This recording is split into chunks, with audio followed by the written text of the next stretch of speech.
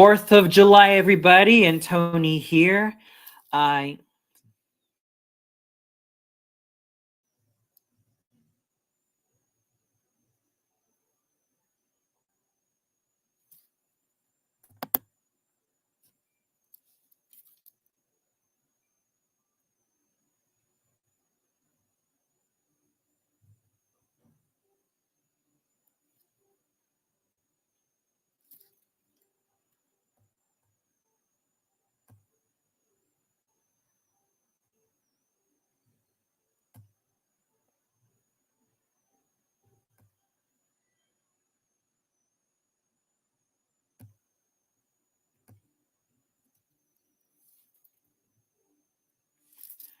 Happy 4th of July, everybody, and Tony here.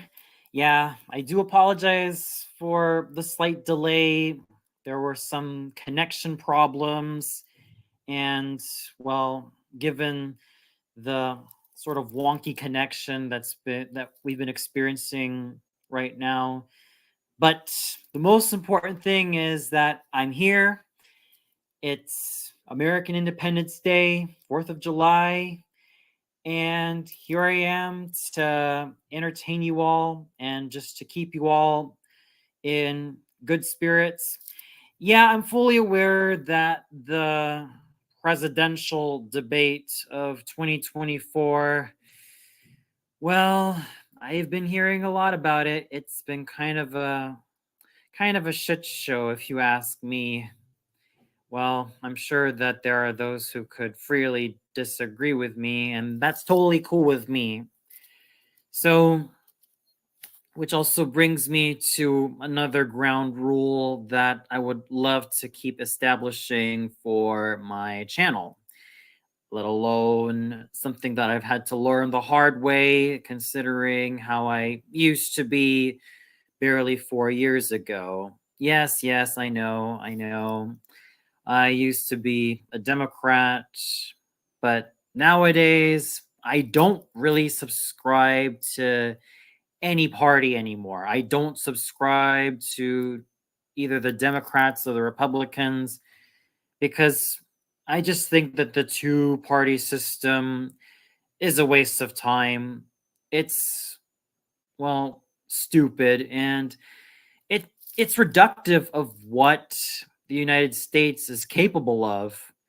So I know I'm going to ruffle some feathers here, and spoilers, I choose to go libertarian because I know that there are not a lot of things that people can agree with when it comes to libertarianism, but I think what I can learn from this particular party. Oh, what do you know? My good buddy Carl's on there. Hello, Carl. Hello. So, how have you been, Carl? Well, as you can see, busy. Okay. So basically cleaning up and just making sure that the place is decluttered, eh? Well, I just got back from a vacation, so I definitely got a lot of cleaning up to do. Oh, okay. Fair enough. And trying to keep my cats under control. Oh, yeah, Kitty Papa. The Kitty Papa duties. Oh, okay. Yeah, I've got two Siamese. Oh, how lovely. Oh, hey, Tony. How you been? So, yeah, someone's in the chat, and, well, none other than Tony Montana. So feel free to join me in greeting him a happy Independence Day, or in this case, American Independence Day. Yo. So, in the spirit of the American Independence Day, and I don't like to get political because there's a bit of a preamble that I wanted to make in terms of some of the ground rules for my channel, because back then, I used to be a Democrat, but after what I've seen on social media and on the internet, on the news, I've kind of had to rethink my political alignment. So that means I'm neither a Democrat, I'm neither a Republican.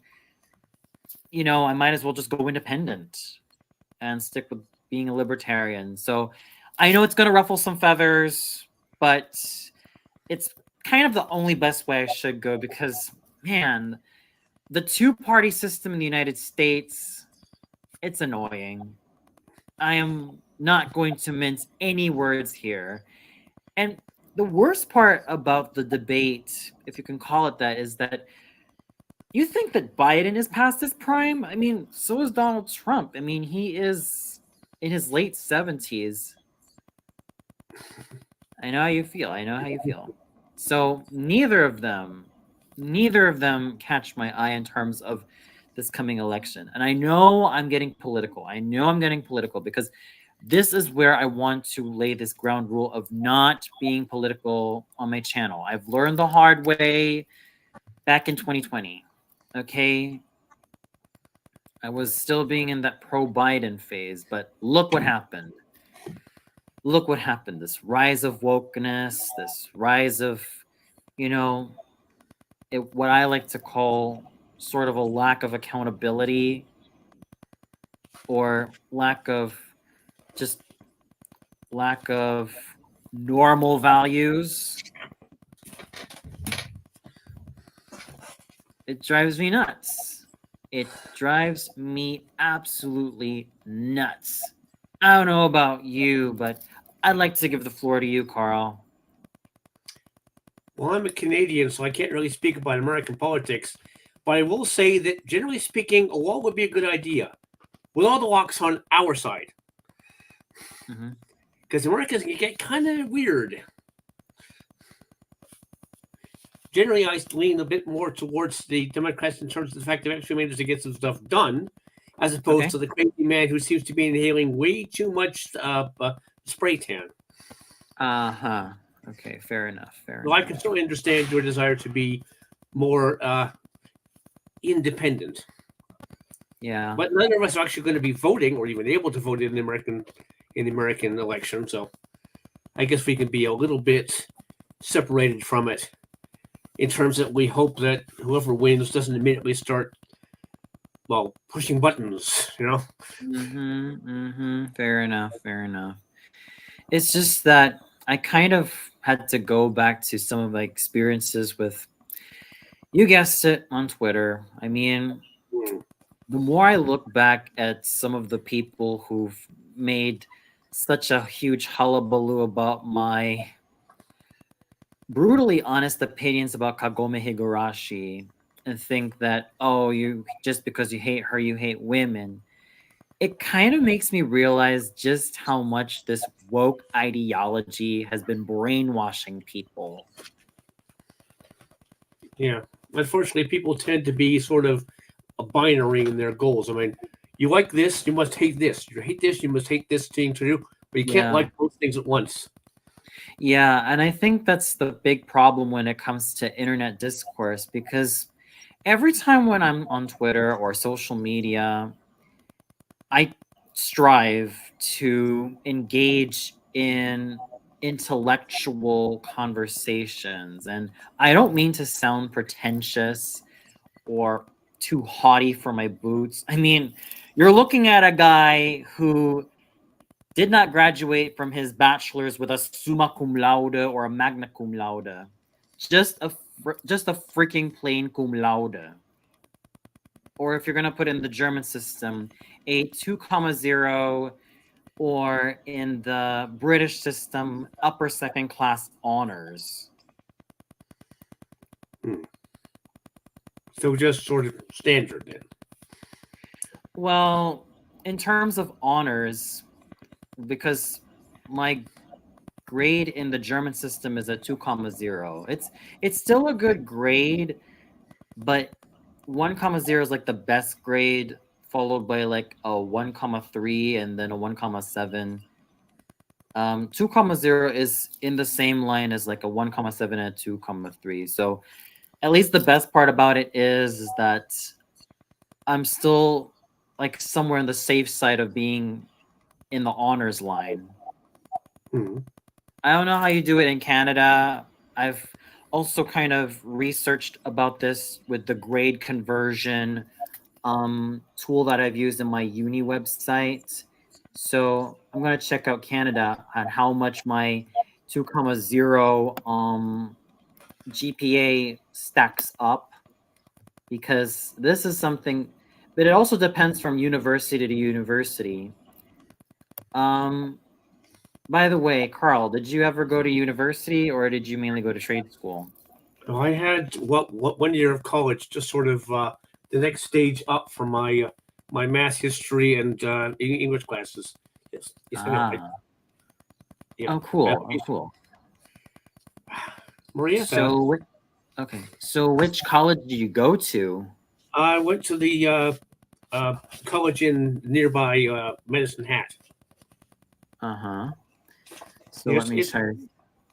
Okay. Okay, so not like the University of British Columbia, Université du Québec à I'm Montréal. in. If it helps, I'm in Alberta. Oh, okay, Alberta. Okay, so I'm putting, because the reason why is that I'm on this website.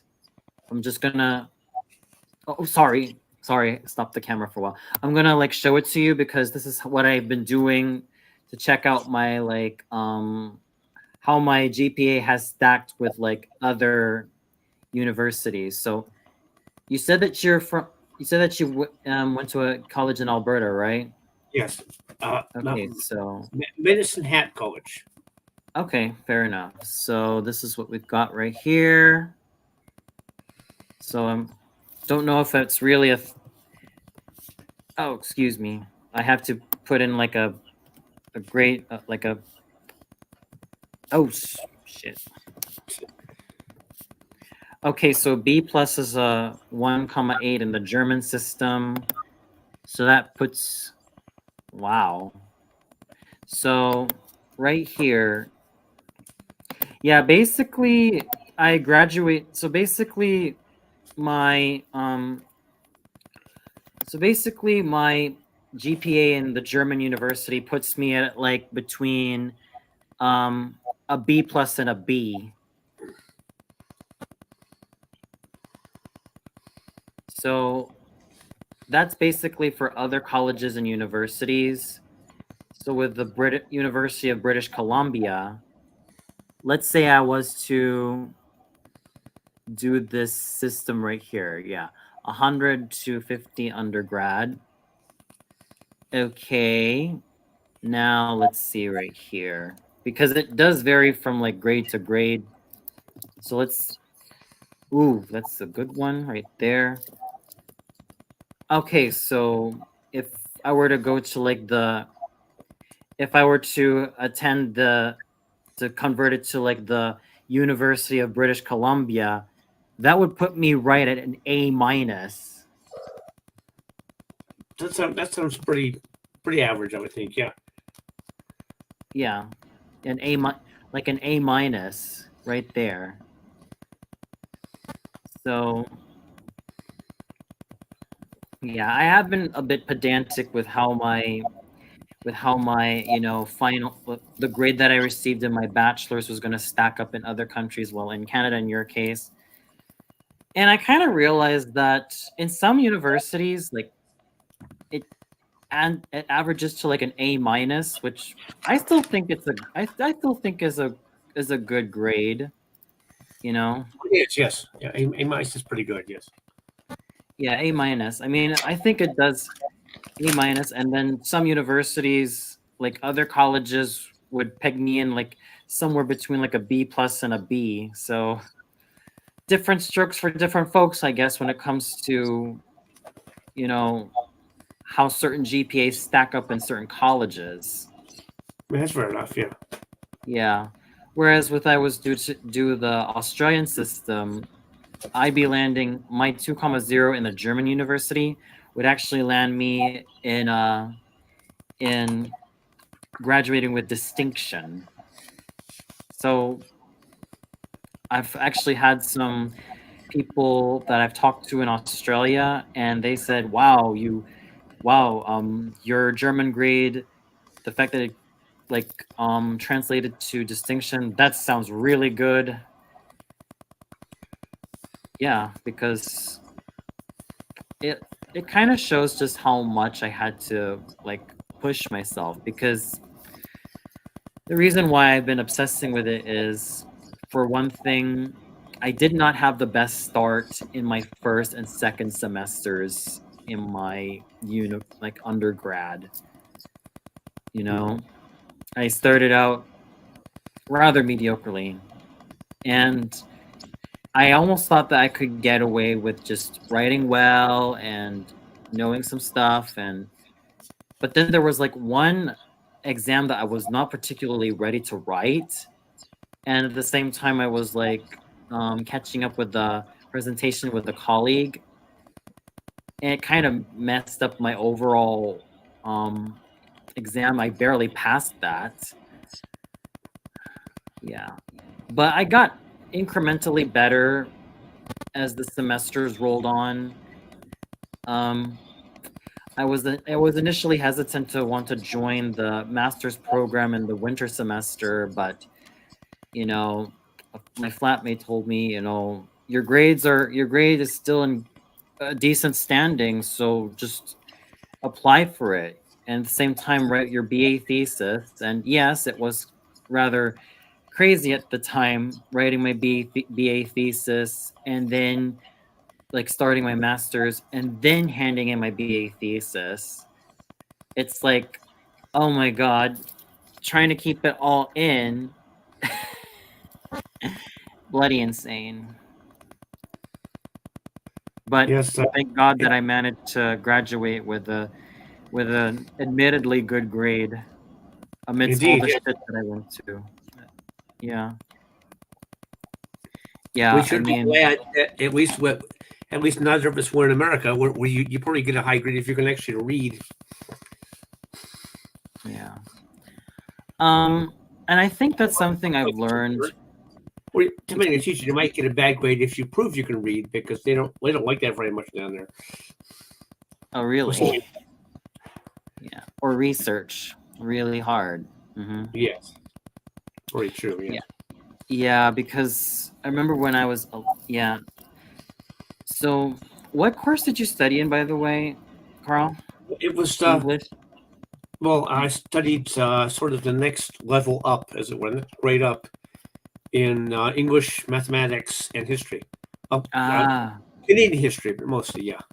okay. Good. I just Okay. wanted to sort of brush up a little bit before I enter the workforce. So Ah, okay. Okay. most So it was basically, mostly for fun, okay. Ah, okay. So basically trying to like have the degree as a sort of backup, in a sense. just Yeah. to build up some fun. Yeah, that's pretty much a similar story with me, because I mean, yes, I didn't yes, I may not have graduated like at the super duper top of my class, but I look at my undergrad degree and tell myself, you know, at least you backed yourself up. At least you backed yourself up. And now I am thriving a lot more in my master's studies. I mean, a couple, I mean, two 1,3s, two 1,7s, and two 2,0s. Yeah, it would have been a dream to have like had all ones, but I also started to understand just how tough it can be to write or to discuss theory in like the first module's case. Also to even think about, not only talking about the content of the literature that I chose, but also the style in module 2. So those are definitely hard lessons I learned. And of course, you know you have to also be very flexible, as it were. Yeah. It was a lot more fun to go out and say, pick up some books at the college library on, say, history of Alberta or Saskatchewan or something like that, and actually learn at my own pace instead of just having a equivalent of a big funnel put in the top of my head, which is what you usually get in schools. Yep, Yeah, it doesn't need to see your butt. yeah. And I feel like the other factor of why I could have also done a lot better was because even back then I'm pretty sure that you're aware of what I used to look like roughly 4 years ago. I was like roughly 5 to 4 years ago, I was obese. And when you're when you're at like over 100 kilograms and even bordering on even sinking down to like 90 kilograms, you know darn well that something needs to be done, right? Yes, I had a So similar struggle. yeah. So I feel like it did have a damper on how I should have performed academically because, well, you're also looking at a guy who's had to, find inspiration from a lot of these weight loss shows. And yes, it could have been common sense for me to like focus on trying to get assignments done or homework done or study, study, study. But also, you're looking at a guy who's had to deal with weight loss, deal with my YouTube channel, trying to grow, trying to catch back up with this whole partnership program and trying to find ways to keep on growing it, even if they were kind of like questionable ways. But, you know, every little bit of struggle does build character. Yes, it does. Yes, It it's doesn't sometimes matter what I it's do. a long road and it's a slow road, but you go it step by step and you're good. I mean, did you also? I don't mean to sound too personal, but do you also have similar like weight stories? Because it's something that has been and continues to affect me to this day. You know. Well, I did used to eat rather badly. I'm not get very much exercise, but I Mm. actually started to learn how to go outside, do a lot more exercise, get a job that requires me a lot of physical labor, and to eat a lot healthier. Yeah, definitely. I mean, And getting your cancer that's help just too. it. Yeah, definitely, because It that's keeps me on also my something toes. to keep in mind. hmm That's As also far as something. Yeah. as far as YouTube goes, I like to follow a nice simple rule: KIF, keep it fun. Oh yeah, My definitely. channel became a chore, something I had to do because I felt I needed to keep it done or something like that. I just stopped doing it. I keep it fun. Yeah, definitely. Yeah, And I think that's what also invites potential viewers to the channel because, well, it depends on the content. mm, With content like true crime, especially with some of the best ones that I've watched, the users or the content creators making true crime, you know, they want to mainly focus on the victims and what they were like, as long as they received permission from the families of concerned. course. So that's the ethical part about true crime that I've learned to respect a lot more and like. Yeah. um Another thing, it's also about like making, how far is it going to be a priority, right? Because every time I look back with my relationship with academia and academics, it's like I have the toughest love-hate relationship with it. I mean, my God.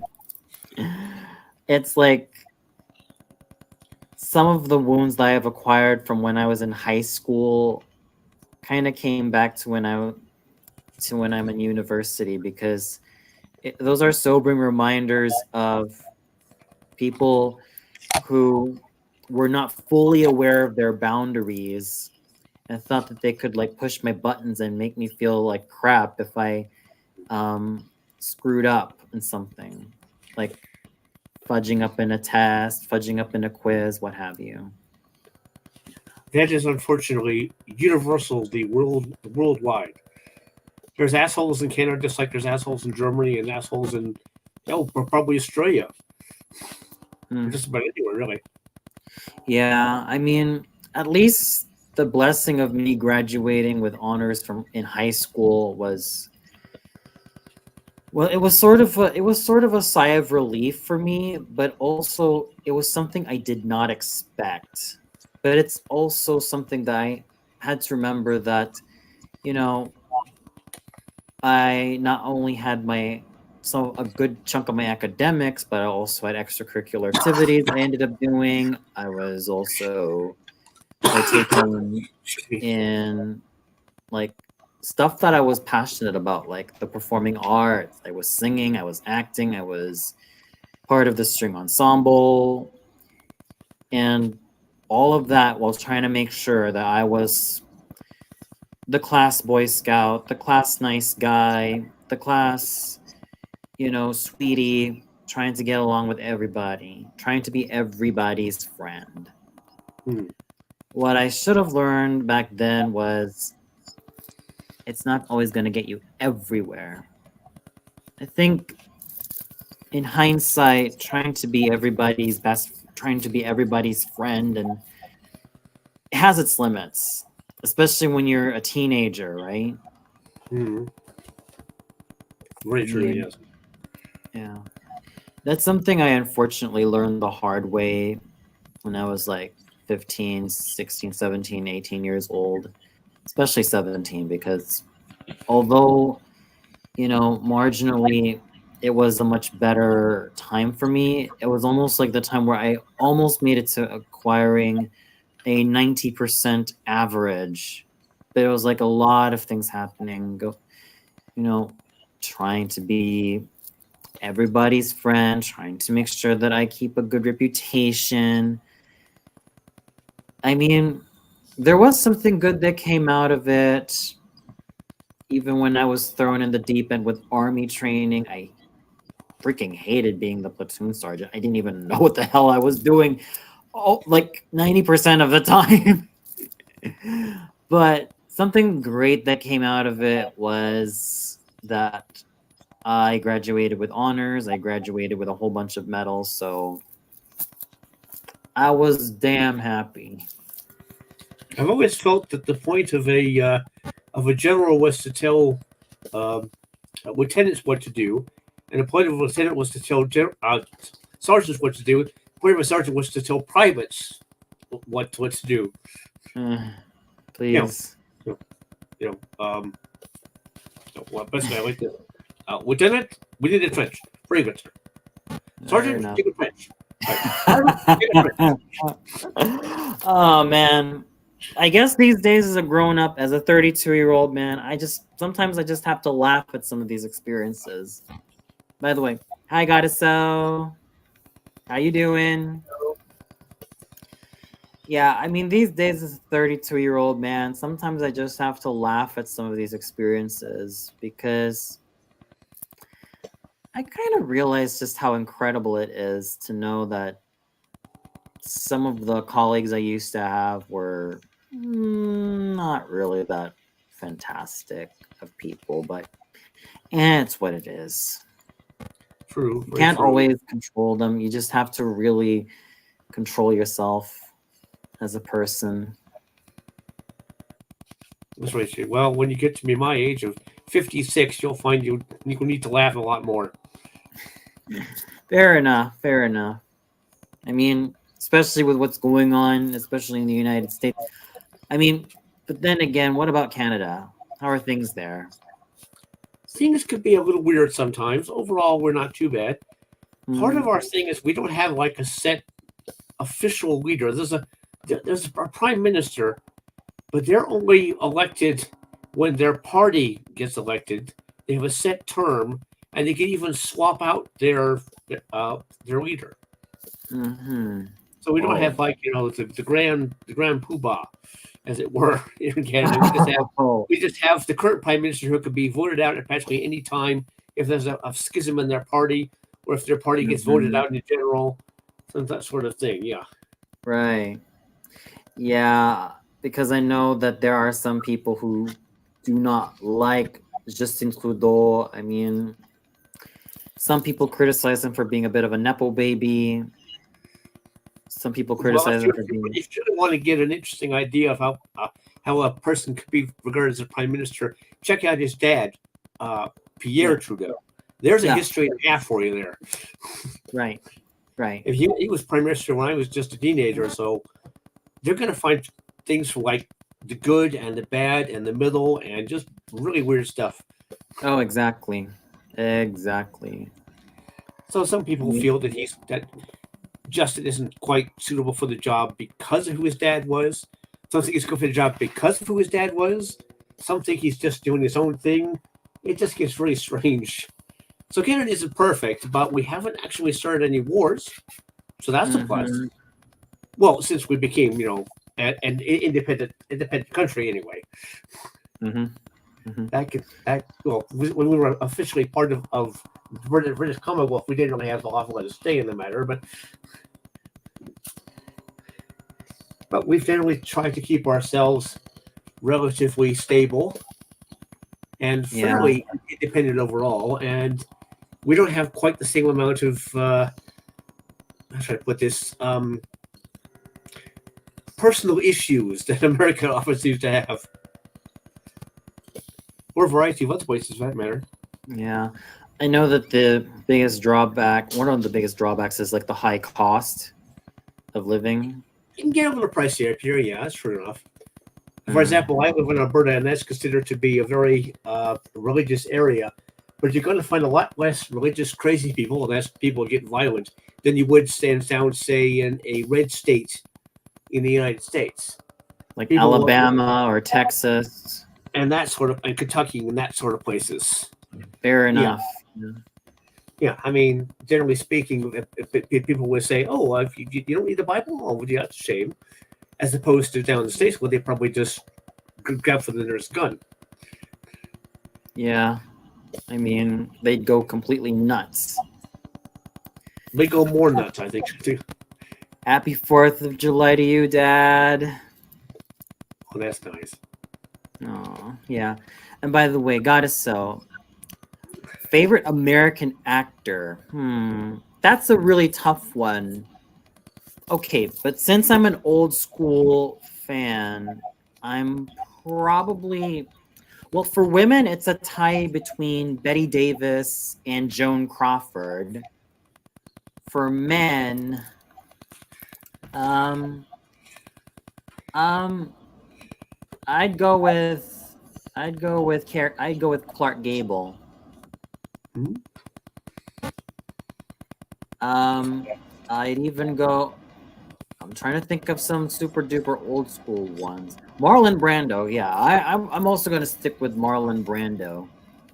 About Humphrey Bogart. Yes, yes. Why not throw him right in there?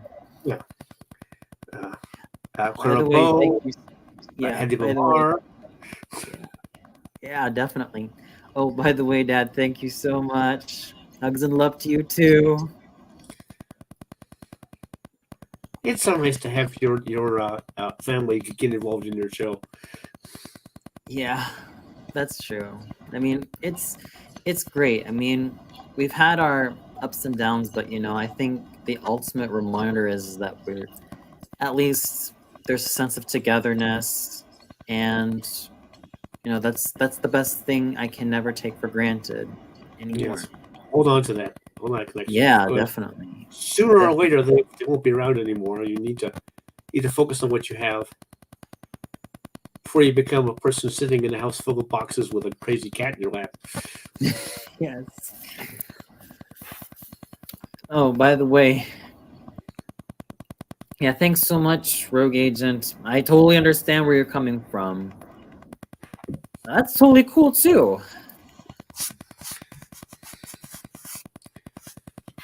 Is this Anyway, someplace I can see the chat, or is it only for you? I think I'm the one who's seeing the chat, but Well, that's but fine. just in case, because I think I'm the one seeing the chat because this is my channel and like. Oh, absolutely. It's only for you. It's only for you. That's perfectly fair. Yeah, perfect. Fair enough. I guess fair enough. I'm the only one who actually turn on their camera. I guess. Yeah, fair enough. Hello, people. Yeah, because What about you? Which American actors and actresses do you fancy? You mean in terms of their acting? Yeah. Well, I've always had a fondness for Cary Grant. Thought he was very good in a lot of the more comedic roles he did. Gene Kelly, fantastic dancer. Yes, I love him too. Yes, Robin Williams. I really liked his acting and his comedy. Mm-hmm. As for the woman, I'd have to go with people like Lauren Bacall. Oh yeah, Lauren Bacall. Played excellent femme fatales. Betty Davis, mostly because of her eyes, acting her eyes, and how she had a persona that was actually a lot nicer in real life than a lot of the roles that she played on camera. Mm-hmm. As for more modern actresses, well,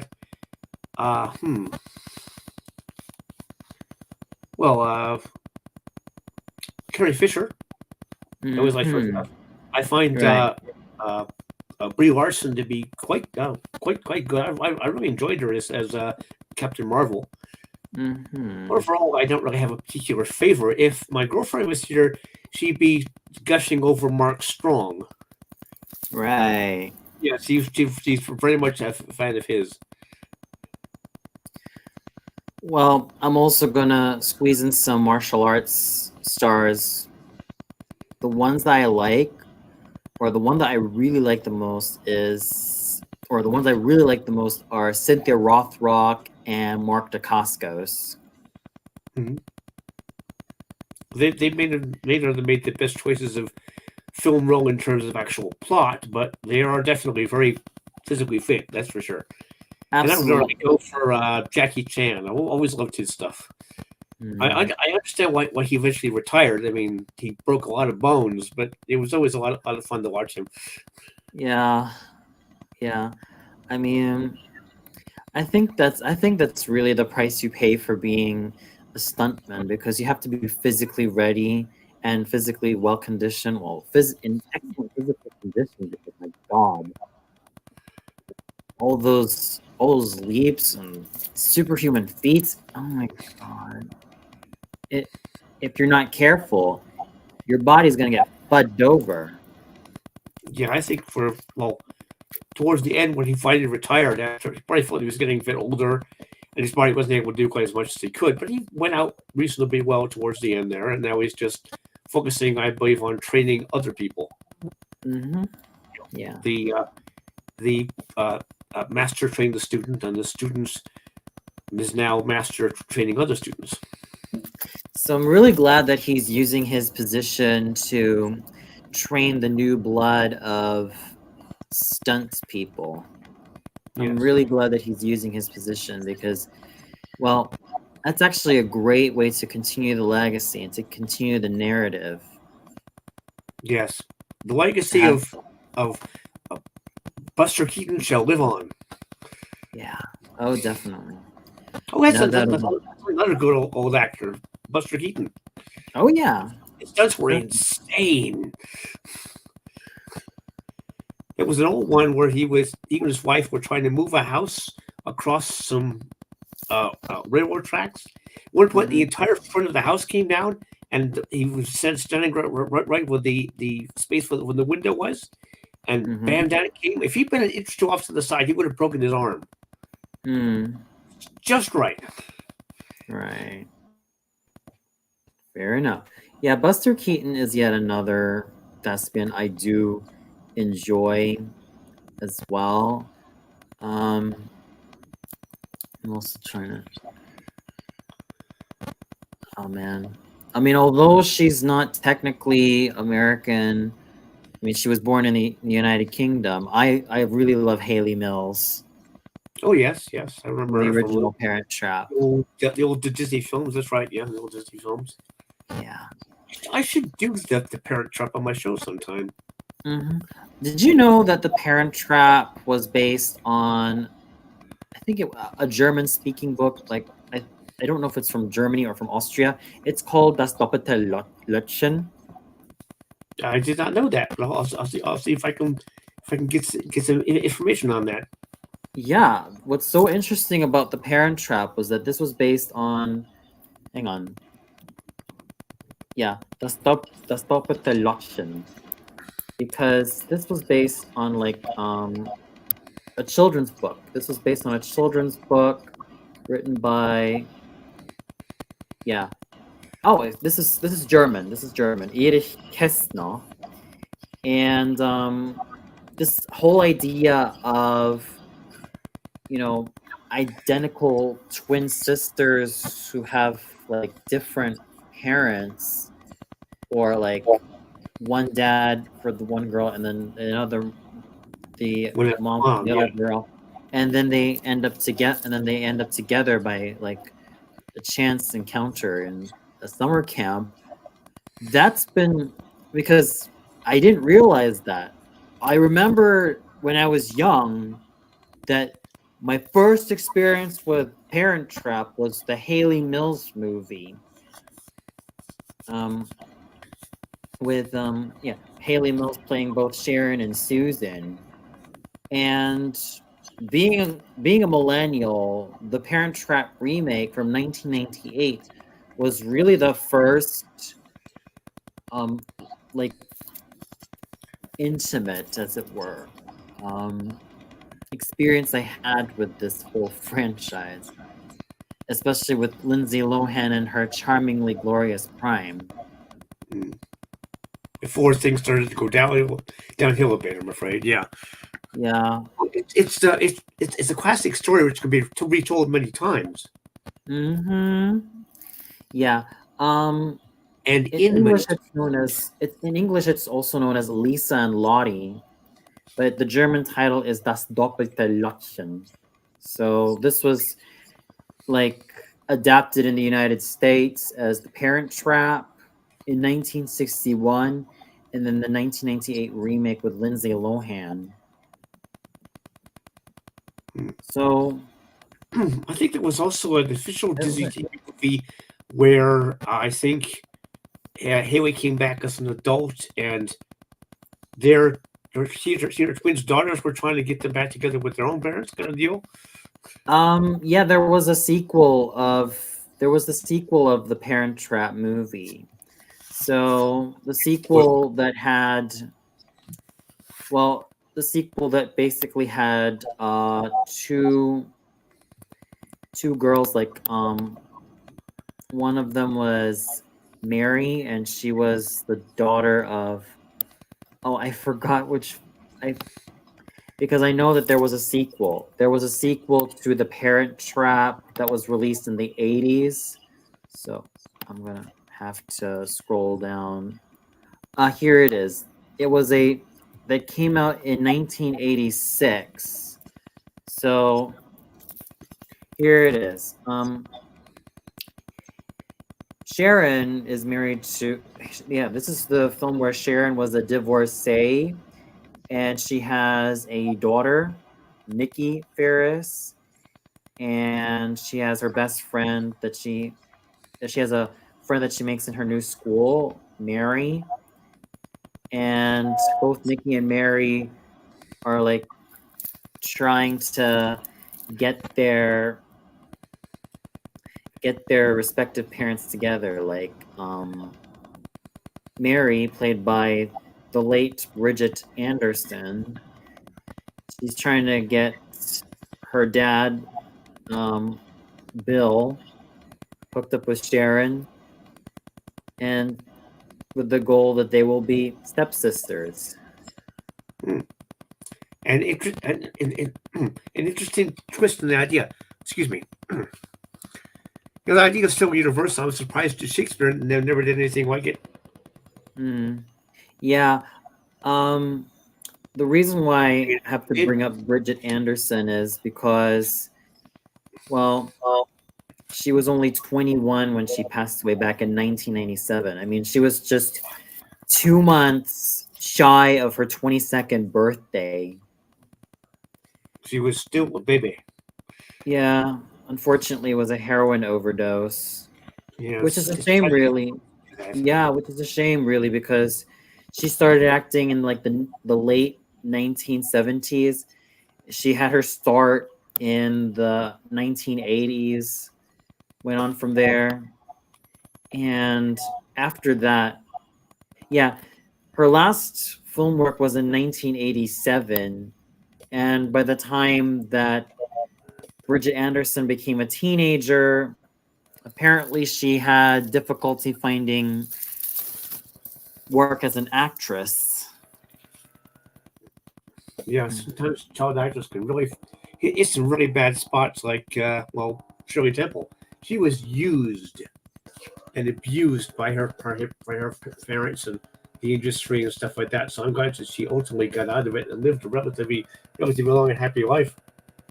And those Yeah. child stars have unusual beginnings. For example, famous tough guy James Cagney. He started as a dancer in vaudeville before he ultimately started moving to Hollywood and became a famous tough guy. Mm, I mean, yeah. Jimmy Cagney, the dancer. Can you imagine him at like 8 years old on the vaudeville stage? Well, with Jean-Claude Van Damme, he also did ballet for flexibility. At the same time, he did some bodybuilding competitions. Um, and that's how he had this nimbleness and virility in his martial arts moves. And the ability to do splits between a couple of kitchen counters too. That famous Oh, scene, yeah. Time Cop. Yeah, Mm. I she did mean, it. that's I've just done a TV that's show. what made him awesome. True enough, yes. Mm. Yeah, Overall, I used to do ballet when I was a lot younger, but I never really found myself like wanting a future as a sort of done still because it would have been way too demanding physically. By the time I was in my double digits, I wanted to focus more on acting. That was by the time I was like growing into my tween years, and especially when I was 12, I was starting to watch a lot more anime. And it was at that time that I thought to myself, wouldn't it be fun if I were to be like an anime voice actor? no, why not? Yeah, that was one of my biggest dreams growing up.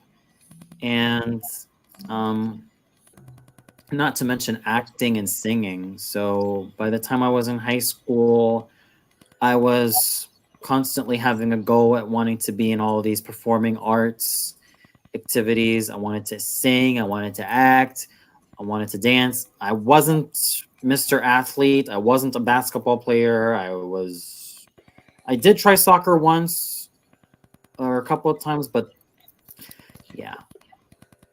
Hmm. Well, my But family never been officially in show business, but we do have a strong streak of ham to our family. mhm. And my parents were always doing amateur acting and stuff here in Canada.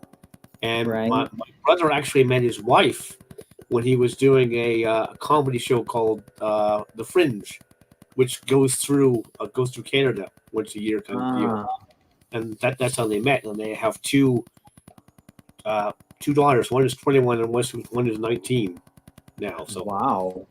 yeah, and I always wanted to be a stand-up comic, but I get terrible stage fright. Mhm. Thank goodness the internet came along. I can Yeah. indulge my passion for acting without having to look Mm. people in the eye. Yeah. For me, my love for acting increased after I graduated from high school and I attended this film school called IAFT, the International Academy of Film and Television. I am forever thankful for that school for giving me the direction I need to keep on growing as an actor. And it was an institution that I actually did way better in. I mean, I managed to snag myself an academic award where I won with an average of 96.79. Marvelous. Good for you. I could argue that it could have been way better. Like I it would have been a dream for me to have acquired like a 98% or 100 or the perfect 100%, but at this point in time, I was like, screw it. But what you got is still very good. Yeah. Well, listen, And you know, it's been a lot of fun, but I've got a lot of stuff I have to do around here. Uh, uh, sorry, folks, for stealing any kind of um, attention away from your host here. You all have an no awesome. worries. No Yeah. worries. You know, I do my best to give you the floor, man, because you're a great guest. I mean, you're also an equally great listener, and it's also very interesting listening to what you have to bring to the table. You know, Thank you very much. absolutely a pleasure and a privilege to have you on board, Carl. We should definitely do this more often. I think we should. Yes. Let the cats say hello. This is Maria. Aw, That hey is there. Ditto. Oh, Yeah, well, well. I'll leave you folks with them. And Anthony, you have yourself a great day and a really fun stream. To the rest of you, howdy and happy Canadian Independence Day to those who celebrate. Yeah, Bye. happy Canada Day to you too. See you next Well, time. next time. Yes. Bye. See ya.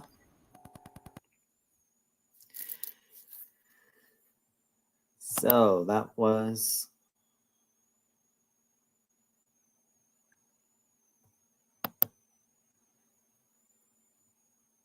okay, excuse me. So that was Carl. He is an absolutely amazing gentleman. He's also part of Team Night Saturn, and he is, simply put, an amazing gentleman. Absolutely amazing. I really love having him around.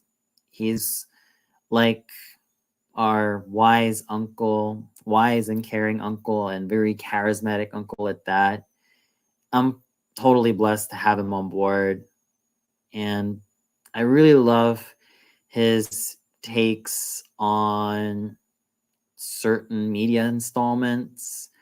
And I continue to learn a lot from him. So I'm forever grateful. I am forever blessed to have him on board. And it's fantastic. And it's always great to have gentlemen like him on board my stream. Okay. Fair enough, goddess. So totally fair enough. And let me see right here. Okay. Oh, yeah. Yeah, Sunny Strait is also yet another favorite voice actor of mine. I mean, his range is just as impeccable. I mean, who would have thought that the same gentleman who voiced Krillin could also have a go at like Maze Hughes from Full Metal Alchemist? To me, that's what you call one of the Funimation or Texas-based voice actors who deserves the title of Man of a Thousand Voices. So he's one of the other voice actors that I totally salute, and one that I continue to respect to this day, mainly as a performer. I'm pretty sure that there are some political, let alone personal statements I don't really agree with, but I just like him for the actor. That's pretty much it, or the voice actor. Well, with Monica Rial, it's complicated, really, because on the one hand, I cannot stand just how woke she's become. I cannot stand how intolerable she's become as a person after what she and Jamie Markey and I think her husband Ron Toy did to Vic Mignogna. I know I don't like to bring up this 5-year-old wound on my channel, but it needs to be said. I can't even like her that much as a person anymore. unfortunately, which is a huge shame because Monica Rial's oeuvre as a voice actress is quite good. I enjoy her as Kirika from Noir. I also enjoy her as Momoko from Ghost Stories, and a whole bunch of other characters that I think she was really great at. I mean, whether she was jealous of Vic Mignogna because of how prominent he was as a voice actor or whatever dumb reason, I don't know. But to me, it's just like it was totally uncool of what she and Jimmy Markey did to him. They pretty much destroyed a veteran voice actor's legacy, and you know, that's not cool. That's not particularly cool with me. That's never ever cool with me. It's no problem, Goddess. So absolutely no problem at all. And speaking of anime dubs, yeah, I'm still gonna stand by my argument that yes, I still find the dub of Ghost Stories to be hilarious, and it's one of those dubs that kind of puts a spring back in my step whenever I'm having a shitty day. But when it comes to story and characters, I might as well look elsewhere. Okay, Rogue Agent, have a nice evening and happy 4th of July. Thanks so much for your continuous support. And I wish you all the best, man. I really do wish you all the best.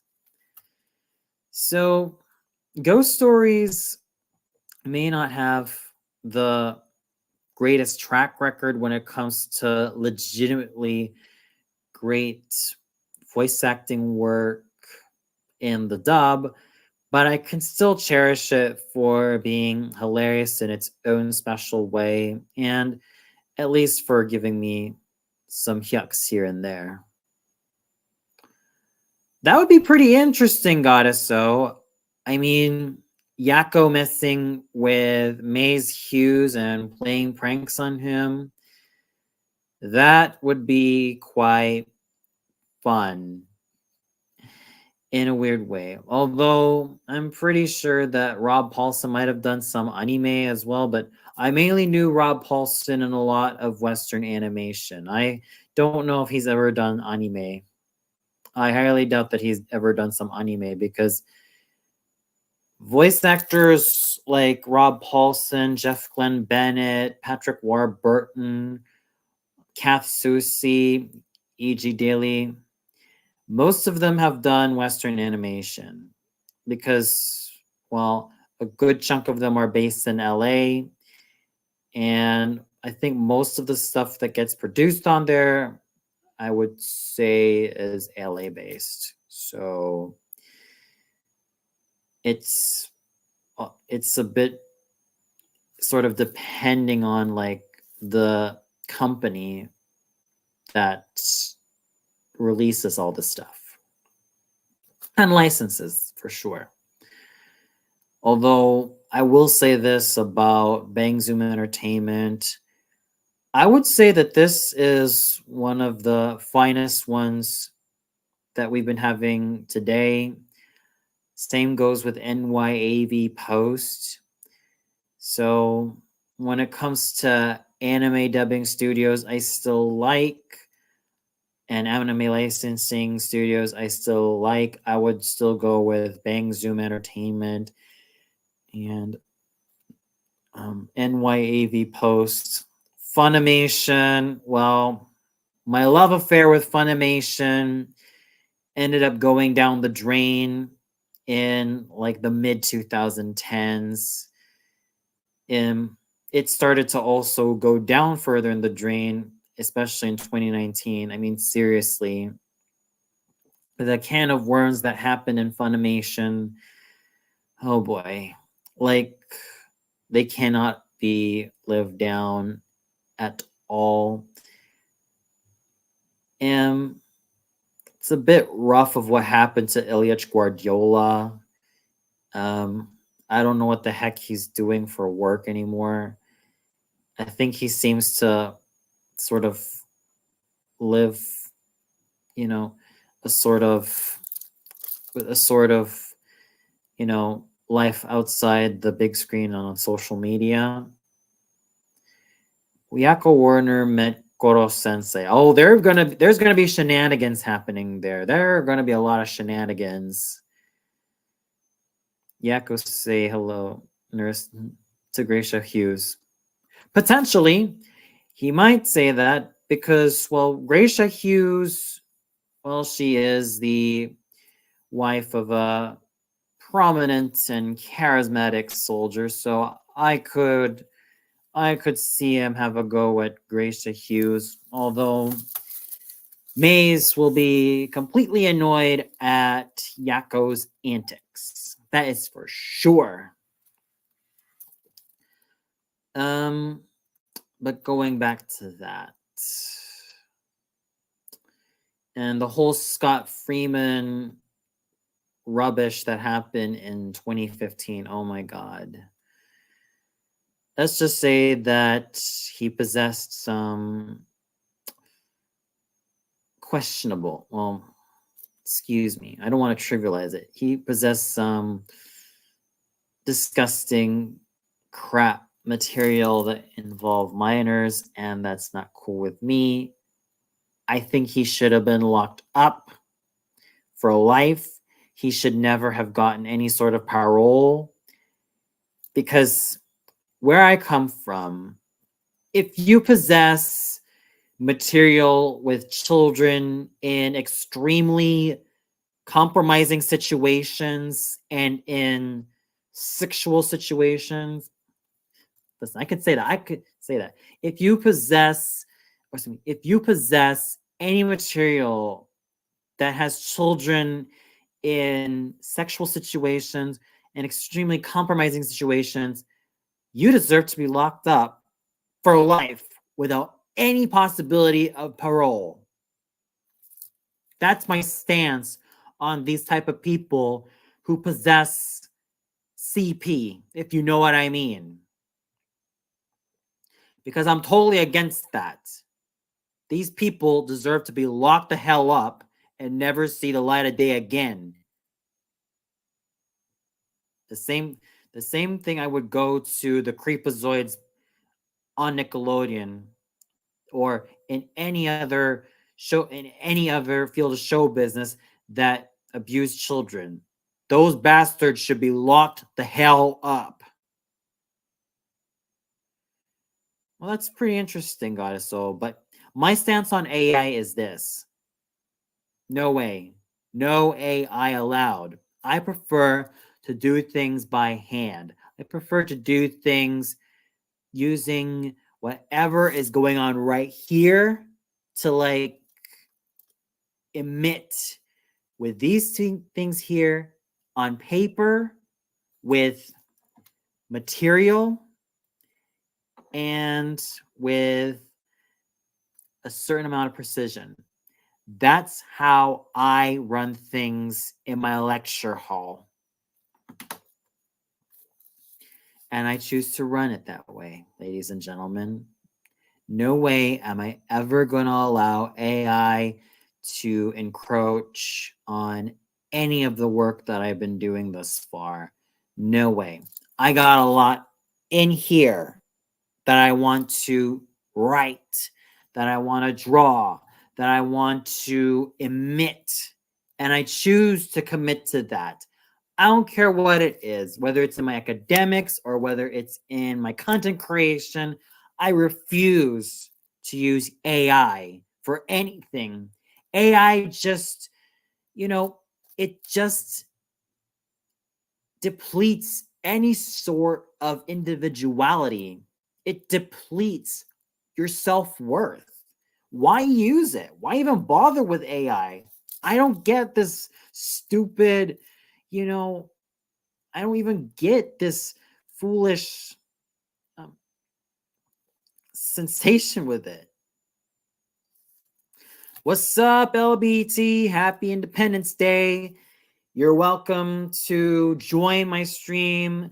You're welcome to give me a good chat. So let's get you on board, man. So LBT, give it time for it to load, and you are good to go in. And I do agree with you. You said it best. AI sucks big time. In fact, AI should never see the light of day again. It needs to be hurled to the sun and burned to a freaking crisp. That is for damn sure. And that is how I choose to preach that gospel. I choose to preach the gospel of doing the hard work with your hands, doing the hard work with your mind, and doing the hard work with your soul. That's my philosophy. Finally, you're on board. Hello. Happy Independence Hello, Day. LBT. Happy American Independence Day to you, buddy. Yeah, I just finished up the posters that I have, which I'm going to send in my YouTube community post. So, how's everything going with you? It's been quite busy, really. I've been quite busy as of late. I'm halfway done with my master's thesis. I'm on my 35th page out of 66 pages worth of main content. It's been kind of on and off, you know.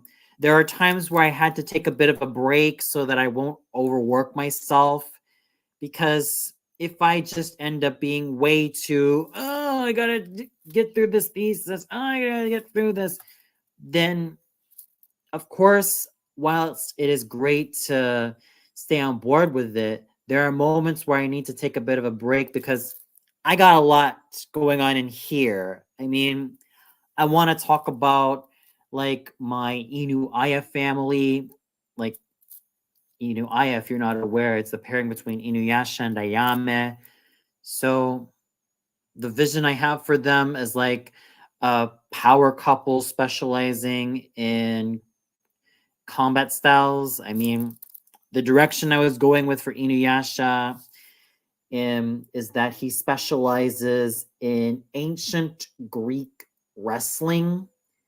Hang on, I updated his martial arts right here. Here it goes. So with That's cool. Inuyasha, I made him specialize in ancient Greek wrestling with a background in ancient Pancration, modern Pancration, Luta Livre, Cirium, Greco-Roman wrestling, freestyle wrestling, and shoot wrestling. So he's sort of like a professional wrestler combining some strikes, some really powerful strikes, but mainly having a go at like holds, throws, and all of that stuff. And in my headcanon, Inuyasha is a lot more muscular, and he's also like a bodybuilder and weightlifter. And with Ayame, she specializes in extreme gladiator kickboxing with a background in shuto, shoot fighting, shoot boxing, draka kickboxing, kyuktuki, muay thai, and pradalsere. That's So I'm impressive. also having the direction I'm going for, you know, the Inu Aya kids that consist of 7 sons and 7 daughters. Yeah. What about you, That's man? Thanks.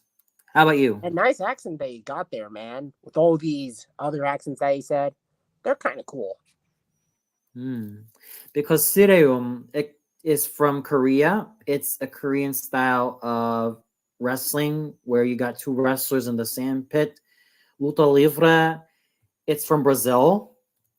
And it's basically no-gi jujitsu, or it's ground wrestling. Yeah, ground wrestling.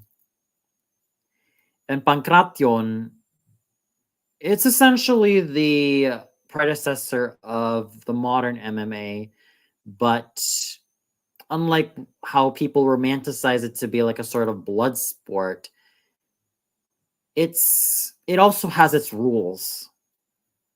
You can't bite and you can't gouge somebody's eyes. That's impressive.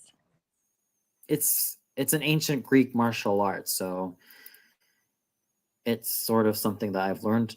And extreme gladiator kickboxing, as I've also researched on Wikipedia of all places.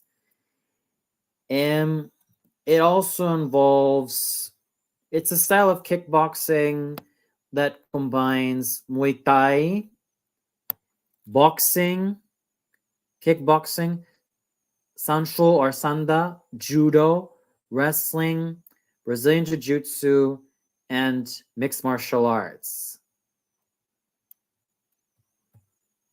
That could be really, really interesting and really impressive and unique. Definitely. It's no problem, Goddess. So, from I never really thought of Gracia Hughes being shipped with Lust at all. Oh, that's really good. That's really good, Tony.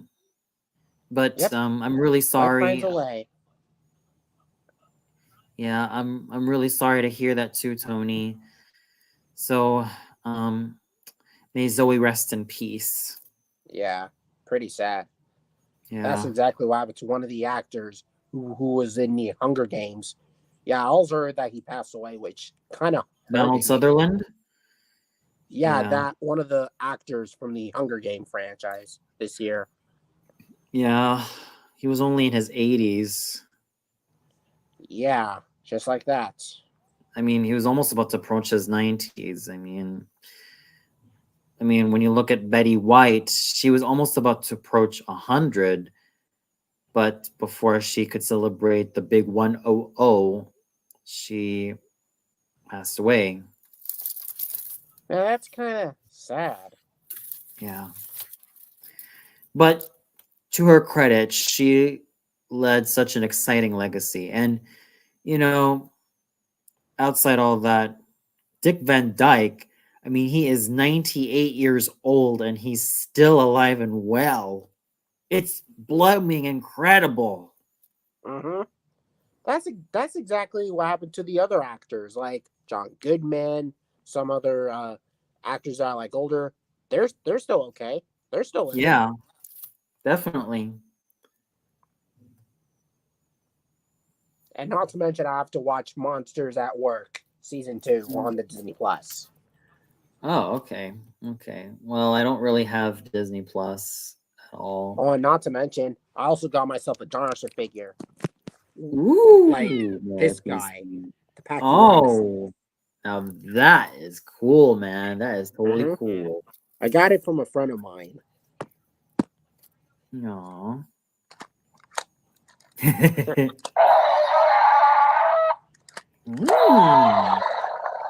Fascinating.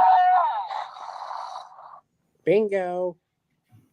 Yeah, I just want to thank Aw. him for giving me that dinosaur figure just to keep for my collection. And it puts a big smile on my face.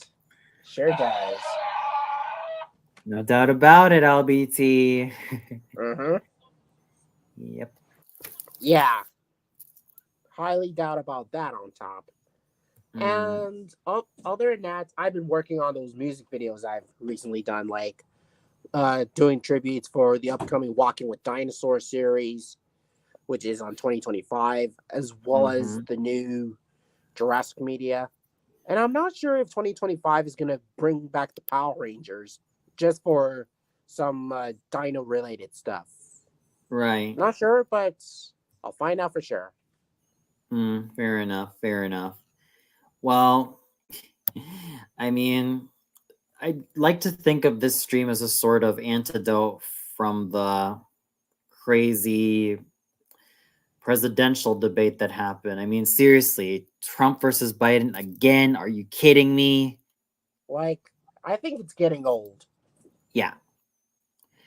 I mean, why even bother with these two old men anymore? It's senseless. Yeah. Or why This not? reason why I'm no longer, it's a reason why I don't like this two party system anymore and why I would rather go independent. Or in this case, Yeah. libertarian. Because I whatever heard, they did is very insane. yeah. Oh And yeah. No. speaking of insaneness, decided to watch one of the episodes of Gravity Falls, Mm. like that ghost episode called Northwest Manor Attack, I guess. Ooh. Yeah, I watched a couple of episodes of Gravity Falls, and I'm actually quite astounded that it's one of the best that the 2010s had to offer. Mm-hmm. Same goes for Star vs. the Force of Evil. Yeah. I think with Star versus the Forces of Evil, I I kind of have to take a few steps back from it because I'm not particularly fond of Starco. I prefer Tom to end up with Star and Marco to end up with Jackie. I mean, Yeah. because I'm not really because sometimes the whole main guy and main girl can work, but in the real world, it doesn't always work that way. Yeah, just like that. Hmm. I mean, I think it's also traced to the idea of, a lot of the contention I've had with the Katangers on DeviantArt. Oh my gosh. When I made my stance on Katang, I tried to like Katang, but when I started to realize that this ship wasn't really for me anymore because I've always been a Zutarian, it was like, eh. There are some people who tended to say some not so wonderful things about me, but I'm like, leave him alone. Yep. Clearly, that only the strongest will survive. Yep. Oh, I'm just using that as a reference from that movie that I just watched. Fair enough. Oh, and about the Gravity Falls, I'm actually getting used to the cartoon.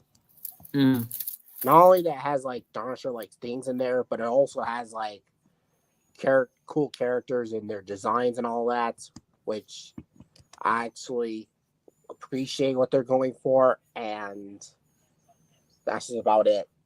right. And also, I decided to rewatch the Ice Age franchise from the from all the Blue Sky medias. Like, doesn't that piss you off that Disney closed down Blue Sky back around in 2021? I never really followed that particular news at all. I was still catching up with my bachelor studies to even care about what was going on there. But I do feel sad for what happened to Blue Skies now that you mention it. Yeah.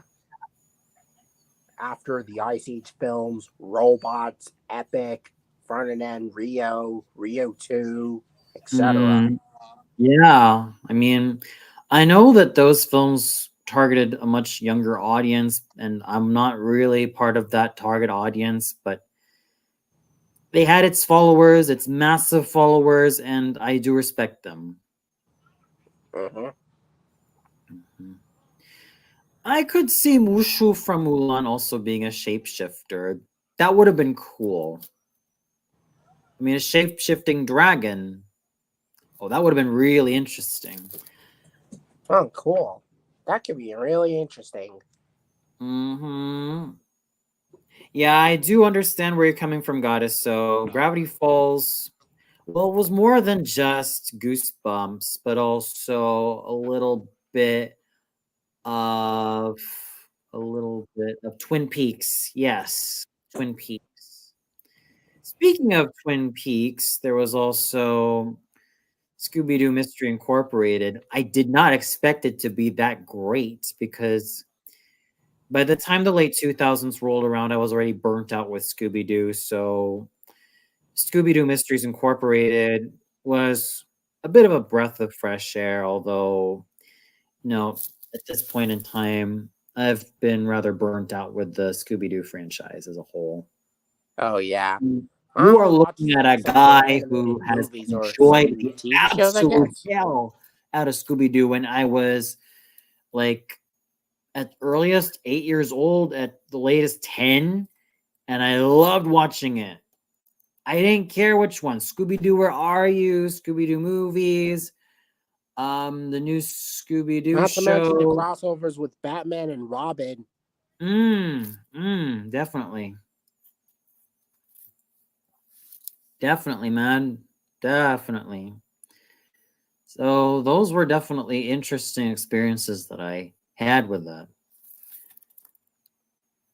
By the way, I know that Pride Month already came and went, but I'm going to also show you a piece of work that I spent a couple of days working on, which is on DeviantArt.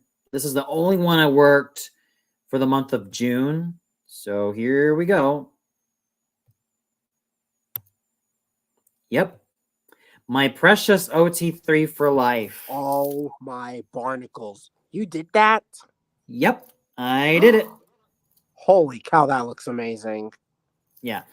Here we go. We got Hercules.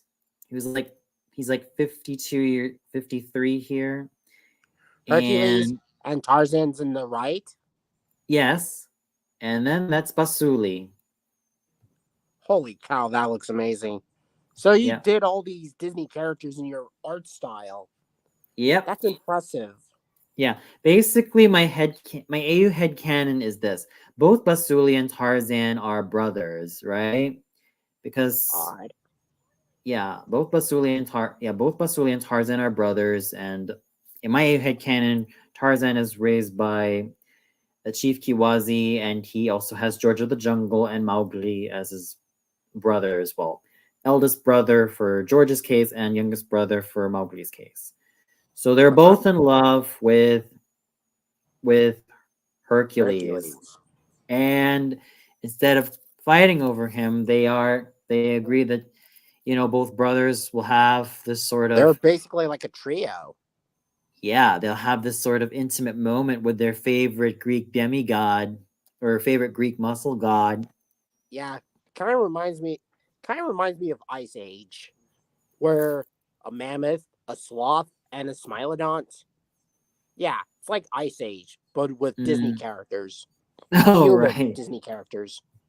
Right. Fair enough. So another piece of work that I did, well, technically I started with it like late April, but didn't end up releasing it until May. This involves, of course, Inuyasha and Ayame, based on my AU headcanon. So here we go again with the art sharing. That's them. Holy moly, Megazon! Huh. So I kind of had an idea of drawing the triceps, Inuyasha's triceps better, and this is them in their power couple glory, as I like to call it. That looks glorious. Thank you so much.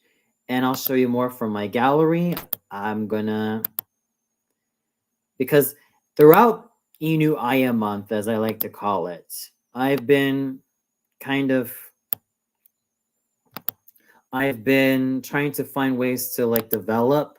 So let's scroll right here. Here we go. So this is basically, yeah, we'll start right here. And here. Man, that's a lot of cool stuff that you did here. From your Thank you. DeviantArt, right? Yep. So basically I have been trying to have a go at like not just drawing them, but ever since I started to realize like how like learning how to draw triceps, this one was not one that I was particularly proud of. I did kind of fudge up the design a bit. Looks impressive. Thanks. I will admit that I did fudge it up, but I feel like I got a bit better. Now these were the ones that I actually liked. Let me show you them right now. So, sorry. So, item number 1, Inuyasha Ndayame. Yeah, basically, I was talking about earlier that Inuyasha specializes in ancient Greek wrestling with a background in like various forms of wrestling and pancration and luta livre. So this is the result. I sort of made him akin to Zangief from Street Fighter with a bit of guile That's in him. impressive. Thanks. Thanks so much. And with Ayame, I made her specialize in like extreme gladiator kickboxing. And but as you could see, she has like her Muay Thai attire on her. So that is the direction I was going with her. Next up, now this was something that I did enjoy doing as well. Hang on a second. I think I got out of the screen share.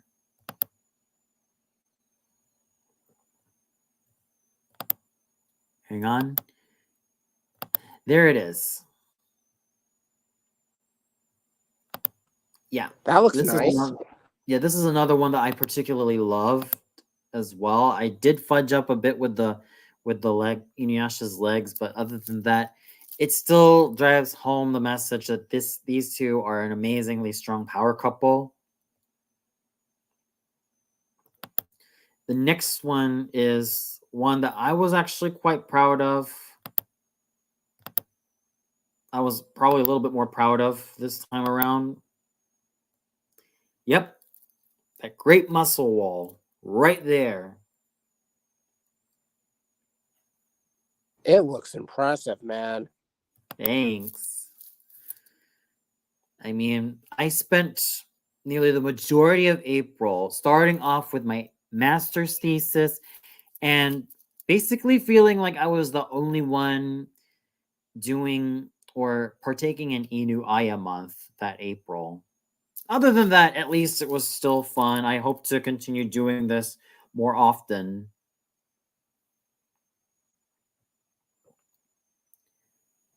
Looks pretty interesting and unique. Thanks. Great work, man. Keep it up. Thanks so much. I have been kind of, teeter-tottering on whether I should do more of that AU headcanon where I let Basuli and Hercules be Basuli and Tarzan be Hercules' husbands and have their intimate moments with him, or if I'm gonna keep on doing more Inu stuff with them being like this mighty power couple. So it's like being torn between the two. Oh, that's And nice. driving my, yeah, That's and exactly what driving happens to me myself when up I a wall. do various dinosaur medias, like tinfoil dinos that I've made. Like I showed you like a few days ago, Right, or a few months ago, I guess. right. Fair enough, fair enough.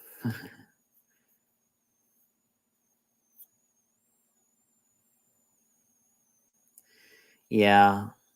I mean, it is still quite fun. It's still very enjoyable to still draw Inu Aya, and I hope to do a lot more for their progeny because it's been a while, but I guess given the fact that I'm halfway done with my master's thesis and writing it, reviewing and revising it and just doing all the bells and whistles here and there.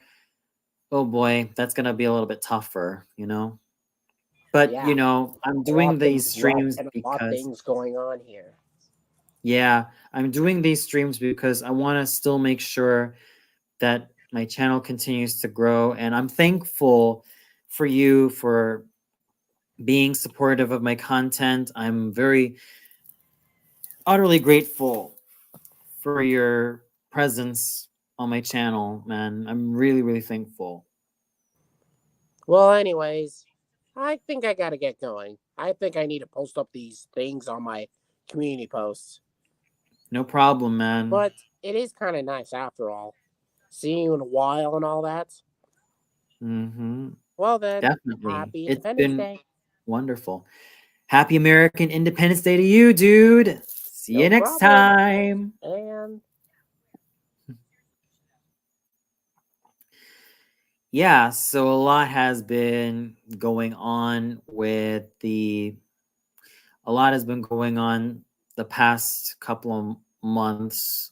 I mean, combining my master's thesis with doing a lot of Inu Aya content. So bit of a roller coaster ride, if I say so myself, but a very exciting one, you know. After all, I don't care what a lot of the canon people have to say about Inu Aya. I still enjoy it. It's still my ride or die couple. It's still my ride or die couple for life. I'm still, you know, in it for the long haul, and nothing's gonna get me down at all. And I'm just damn excited just to make sure that I keep growing Inu Aya or Inu Aya content. Absolutely. And by the way, Goddess, so thanks so much for joining. I totally understand where you're coming from, and I'll see you next time.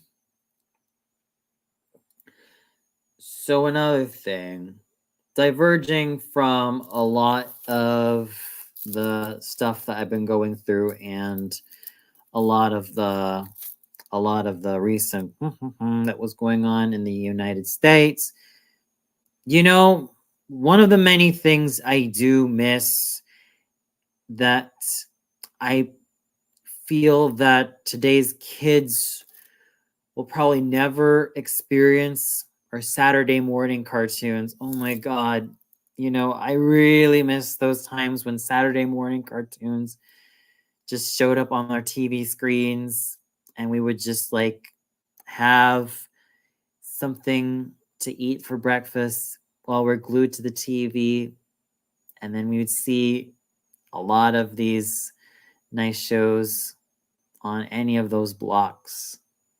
Yes, I know for a lot of early 90s and late 80s kids, heck, even kids that were born in like the people that were born in like the mid to early 1980s, there was Fox Kids, probably one of the best Saturday morning blocks, or probably one of the best blocks for animation, live action shows, and just it just brimmed with fun. For a great 12 years from 1990 to 2002, Fox Kids was definitely the ish. But it was really the ish during like 1990 all the way up to like 1999. Although I will admit that 2000 and 2001 were still very good.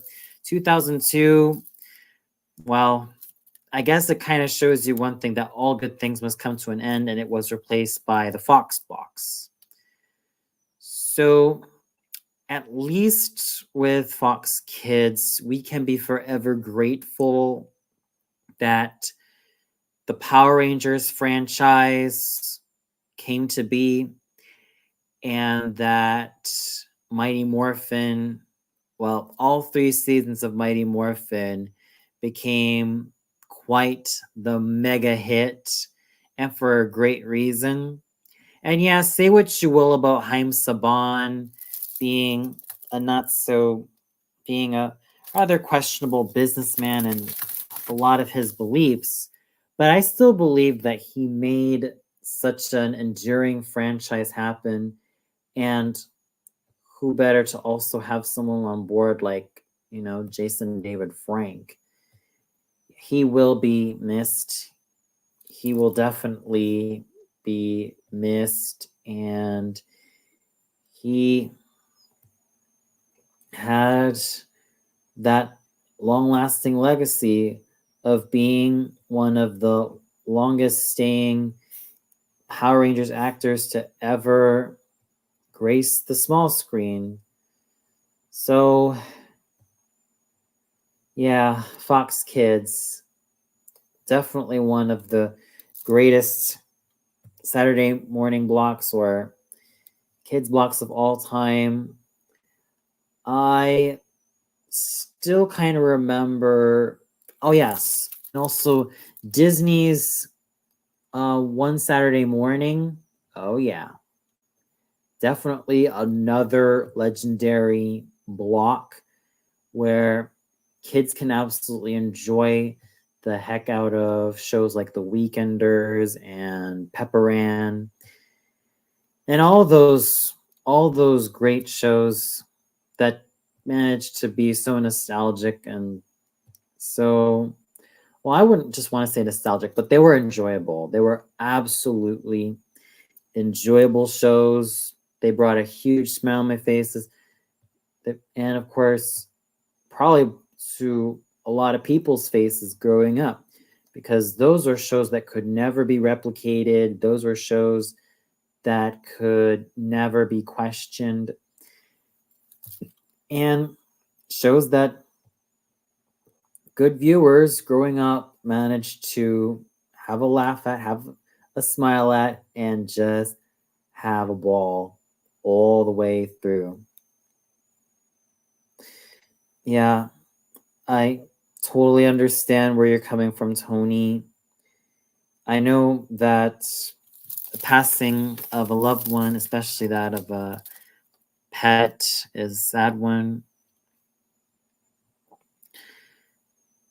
Yeah, Tom Cruise, I still like him as an actor, but his whole association with Scientology, to say that it's questionable is a major, major understatement. Jennifer Aniston, I love, but I also love the other Jennifer, Jennifer Love Hewitt. I absolutely love Jennifer Love Hewitt. I love her in I Know What You Did Last Summer, and I loved her performance on Ghost Whisperer. Real talk here. I caught Ghost Whisperer when I was 13 years old, and I remember enjoying it so much. It's one of those go-to shows that intrigued me and that made me realize just how clever it was. I also do owe it to myself to review a couple of episodes one day. I don't know if it's got a Christmas special or Halloween special. I might need to check it out because Ghost Whisperer, when I was growing up with the show as a 13-year-old lad, I loved it. I loved it so much. The first time I caught this on CBS, when I was vacationing with my mom and dad and younger sister, younger brother in California for the holidays, I first caught it and I was hooked. Immediately, I was blooming hooked. So I better check out what episodes there are. I don't know if there are Christmas episodes. I might consider, because the thing I've learned to love about Ghost Whisperer, especially when I caught it as an impressionable 13-year-old. Let me see right here. No, there's no Christmas. No Halloween yet. Yeah, I might consider reviewing it. It's one of those shows that I might have to consider reviewing one day because let's see, season 2. I don't know if it really has a Christmas episode or a Halloween episode, but I'm gonna check it out. I'm gonna have to check out because, well, that's gonna be a bit on the like a sort of a plan that I have. Head Over Heels. That one aired in 2009. Oh, Horror Show. Another one from 2008. Okay.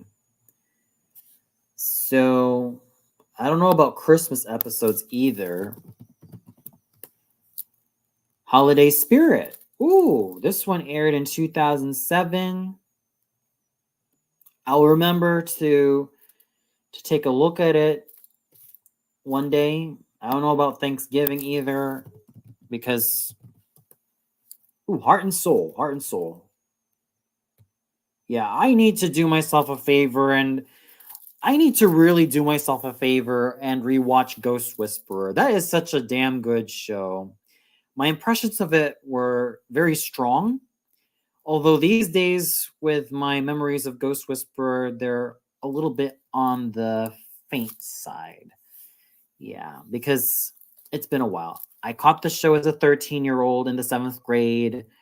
I was hooked by it. I was intrigued with the show, and I thought it was damn good. And Jennifer Love Hewitt, she really pulled her weight on Ghost Whisperer. That was just how superb she was, no doubt. And I still like her to this day. I still think that she's absolutely gorgeous. I still think that she is an absolutely, luscious and heavenly person.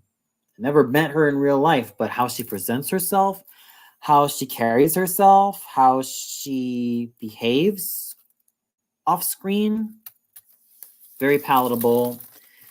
She seems very unpretentious, and, well, she's crafted this lovely image. So, more power to her.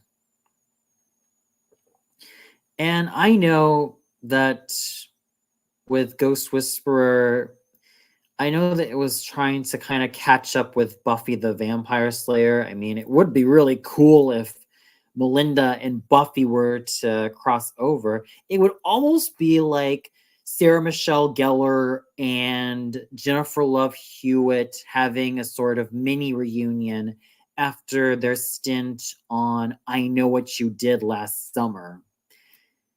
And real talk, that would be yet another film I owe myself to watch more critically and review, because based on what I've watched from James Sullivan's From Pages to Pictures video, I Know What You Did Last Summer was actually based on a horror novel, more like a psychological novel that involved the author, having to deal with the unfortunate death of her child being run over. Oh boy, the story behind the legitimate I Know What You Did Last Summer is quite a heartbreaking one. Let me see. It was quite the heartbreaking one. And Lois Duncan.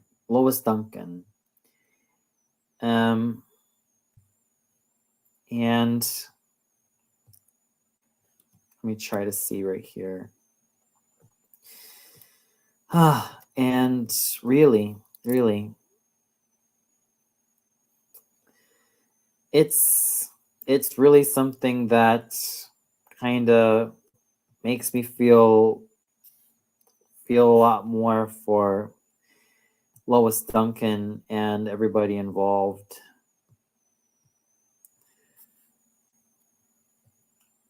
I do plan on reviewing I Know What You Did Last Summer one day. I mean, I might want to review it for Halloween. I might consider reviewing it on, like, let's say September, basically the fall seasons or the fall months. I would love to review that in either September or October, because by that time I will have already been done with my MA thesis. Well, August 27 is when I'll be done with my MA thesis, and I will also have to apply for a doctorate program, because once I'm done with it, I'm done with all the bells and whistles, and it's going to take a little bit of time for my examiners to read through or even check through my MA thesis. So there's a lot that I have on board. I'm just thankful to have been done with all my classes, even with some of the bumps I've experienced along the way. But other than that,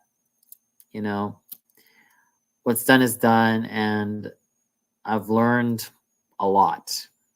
I've learned a shit ton during my studies, and those are things that I can never take for granted, and those are things that have helped define the direction I want to go with in terms of not only my content, but in terms of using it more as a serious profession. So that's something that I'm banking on, and something that I'm really going forward with, and something that I will continue to work hard on. So I Know What You Did Last Summer is yet another film that I remembered liking when I was seriously liking when I was a teenager, but actually watched a bit of it when I was a young kid. I actually have the VCD of I Still Know What You Did Last Summer. It's a good sequel, I'll give it that. I mean, at least it had, Brandy Norwood portray a more serious character, and I still like Brandy Norwood in that role. Although sometimes I can't help but think that she was kind of meant to be a sort of replacement for Helen, and not necessarily a replacement for Helen, but sort of to have someone complete the 4-person ensemble, or the 4-person ensemble, as far as I'm concerned. So yeah, that should have really ended the I Know What You Did Last Summer franchise, so to say. That really should have ended the franchise, but the fact that there was a direct-to-video sequel in 2006, I mean, God, I don't know why this had to happen, really. Like, and another film that I have to consider reviewing, Ginger Snaps. Oh my God, I have heard a lot of amazing things about Ginger Snaps. And, well, the first one I would love to consider reviewing because it's also just as much of a cult classic as any of the other, like, teen horror films, like I Know What You Did Last Summer. And I know it's the scholar in me going into Ginger Snaps, but the way I see and the way I kind of analyze Ginger Snaps these days as a scholar is that it's a metaphor of basically Ginger, and using Ginger and her whole transformation of becoming a werewolf, like her kind of owning her the rawer parts of her sexuality, the untamed parts about her womanhood, and just having some type of dominance. But this dominance tends to overpower her, and it's up to her meeker younger sister, Bridget, to still find that humanity, but too little too late. I don't want to spoil it because the standard I try to maintain for my reviews is that they should be spoiler free. I know that I haven't been as amazing with this principle as much as I should have been, but I will have to impose a lot of stricter regulations for the reviews, film reviews that I make, and not go too overboard with certain reviews of them. Yeah. And I Still Know What You Did Last Summer. I might end up making a review of it. Jennifer's Body was quite the film during my junior year of high school. A lot of the guys were talking about it like crazy. I didn't know the huge deal about it at the time, but the thing I was most aware of was that it really made a star out of Megan Fox. Well, at least with Megan Fox as the leading actress, aside from the Transformers films during the 2000s and all that. So, with that particular film, I do owe it to myself to watch it and review it. I know that the late 2000s were not a particularly nostalgic time for me, although it did have its gold nuggets. I mean, Power Rangers RPM, it aired on ABC Family, I believe, in 2009. So that was one nugget of gold. Yeah, because 2009 also had its fair share of duds, like the CN Real era. Oh my god. And the oversaturation of iCarly and SpongeBob. Yeah, I was still quite that guy who just didn't like iCarly at all. These days, I only tolerate it. I just only tolerate iCarly at best, but just so irritation at worst. But now, I guess with the whole Dan Schneider garbage and what Jeanette McCurdy endured, I think it's safe to say that I don't really just I think that's why I never really cared for iCarly, even on its so-called best days, because it's a show that I never got into. It's a show that I didn't care for. It's a show that I just didn't like. I just didn't freaking like iCarly at all. And when I was babysitting a young cousin and I told her how much I hated iCarly, you know what my younger cousin / adopted sister told me? She said that she was crying about it. I know. Me being 17 years old at the time, you'd expect me to say, "Oh, iCarly, oh my god, yay." I wasn't that person at all. I still had a very cynical view of the Disney Channel and Nickelodeon by the time I was 17 years old. I was still in that anime lover phase, and I still held opera to such a high regard because it was sort of a way for me to think that I was being all clever. Yeah, when in fact I was being rather pretentious at that age.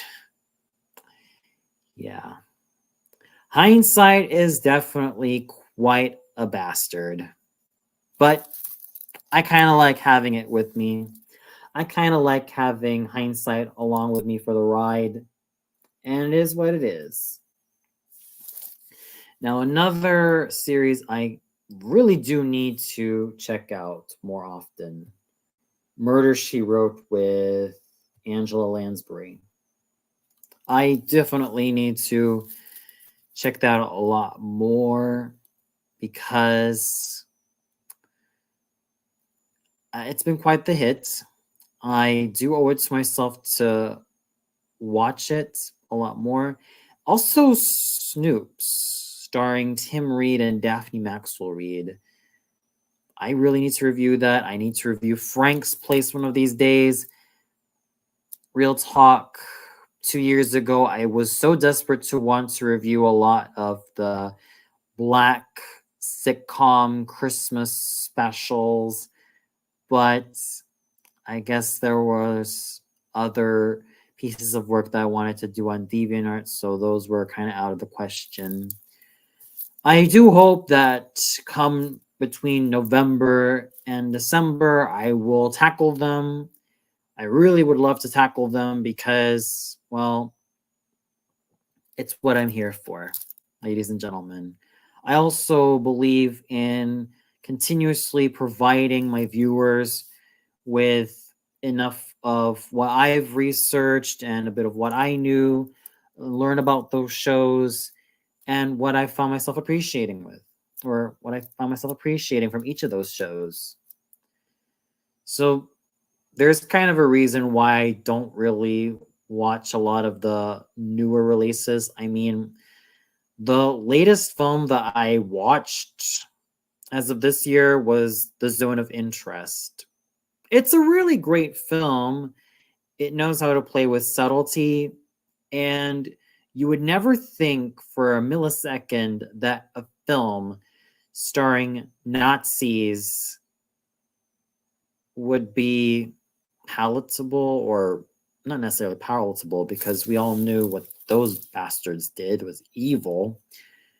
But it really emphasizes the sheer mundaneness of evil and how they can be present where you least expect them. I mean, it's sort of like the cinematography makes you realize that the reason why it's sort of like kept at a bit of a distance is because this is sort of, we the viewers just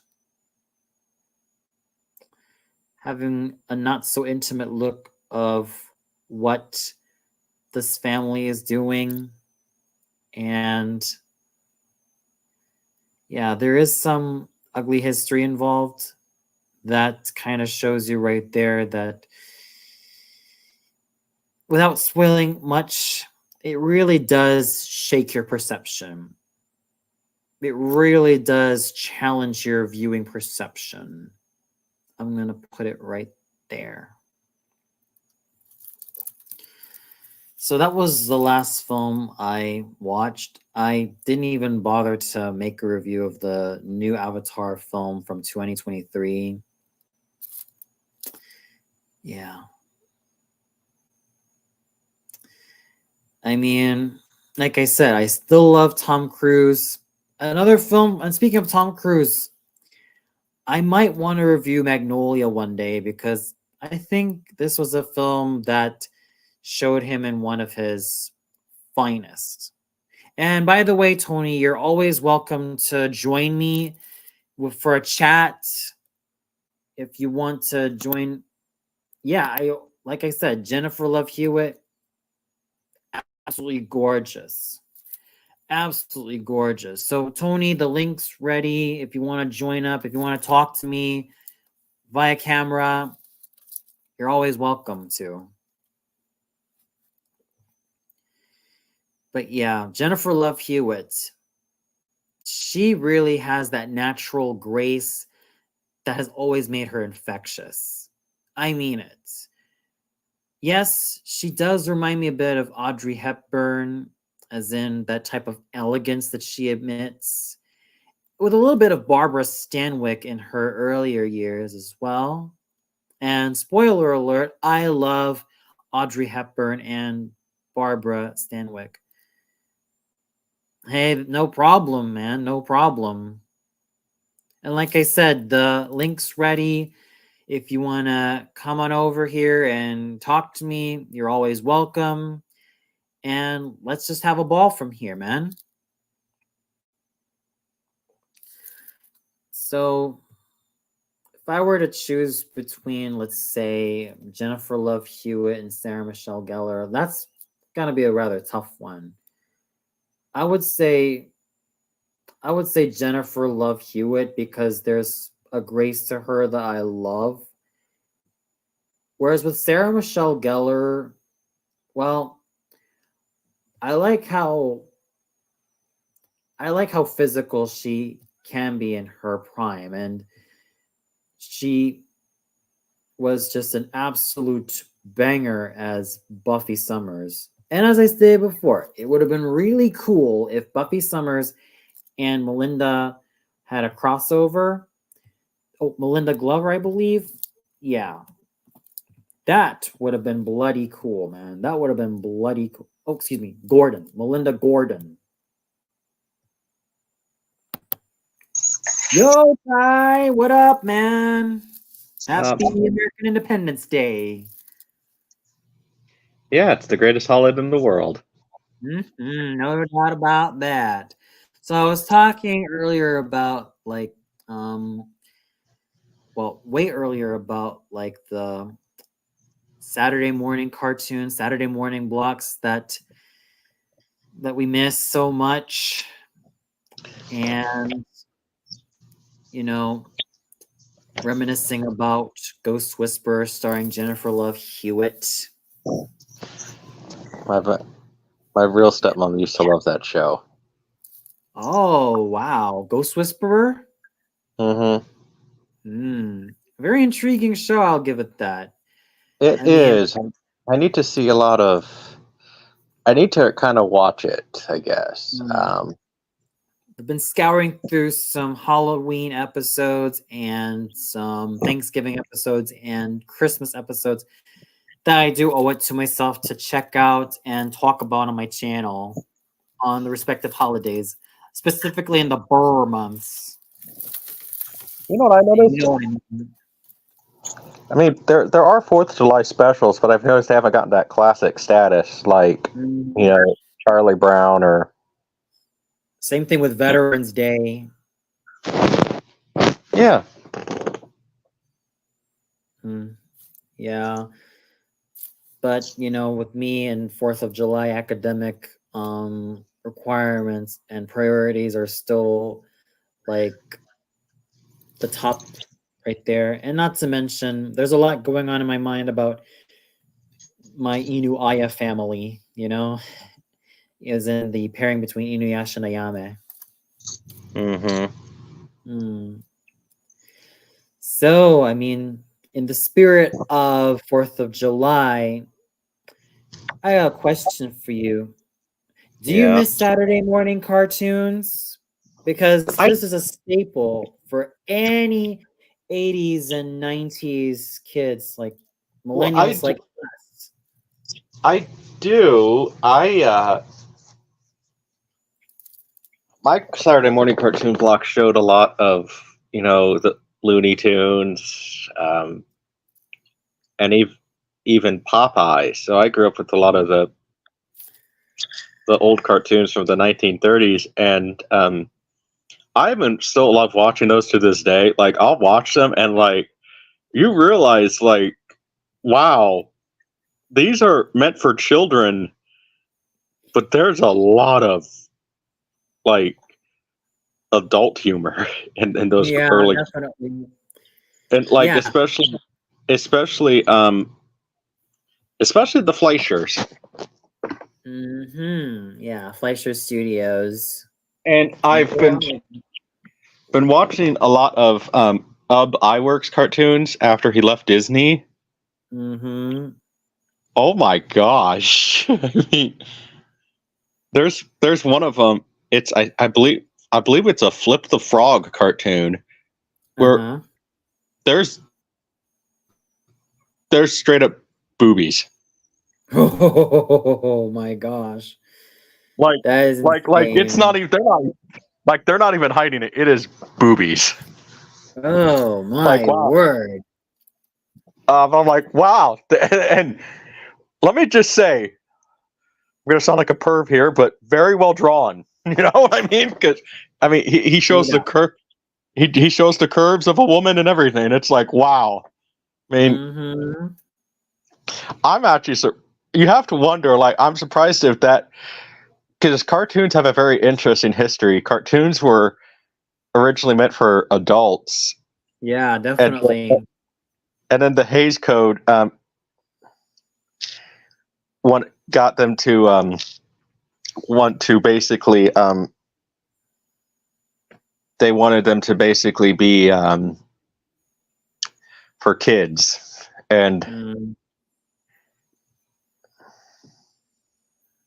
yeah, definitely. I mean, the Hays Code at the time, they were like They were sort of like the regulators of what should be allowed to air and what shouldn't be allowed to air. And come the 60s and 70s and even the 80s, where cartoons were pretty much glorified toy commercials. Oh, yes. And not to mention Filmation during the 70s. There were some cult classics on there. Oh yeah. Fat Albert and the Cosby Kids, Tarzan, Lord of the Jungle. You know, I think that would have been pretty cool if we had seen like actual Black African people in Tarzan, like the Waziri tribe. That would have been pretty cool. Well, I mean, I heard something just recently that really ticked me off. Apparently, Tarzan is racist now. Yeah, I mean,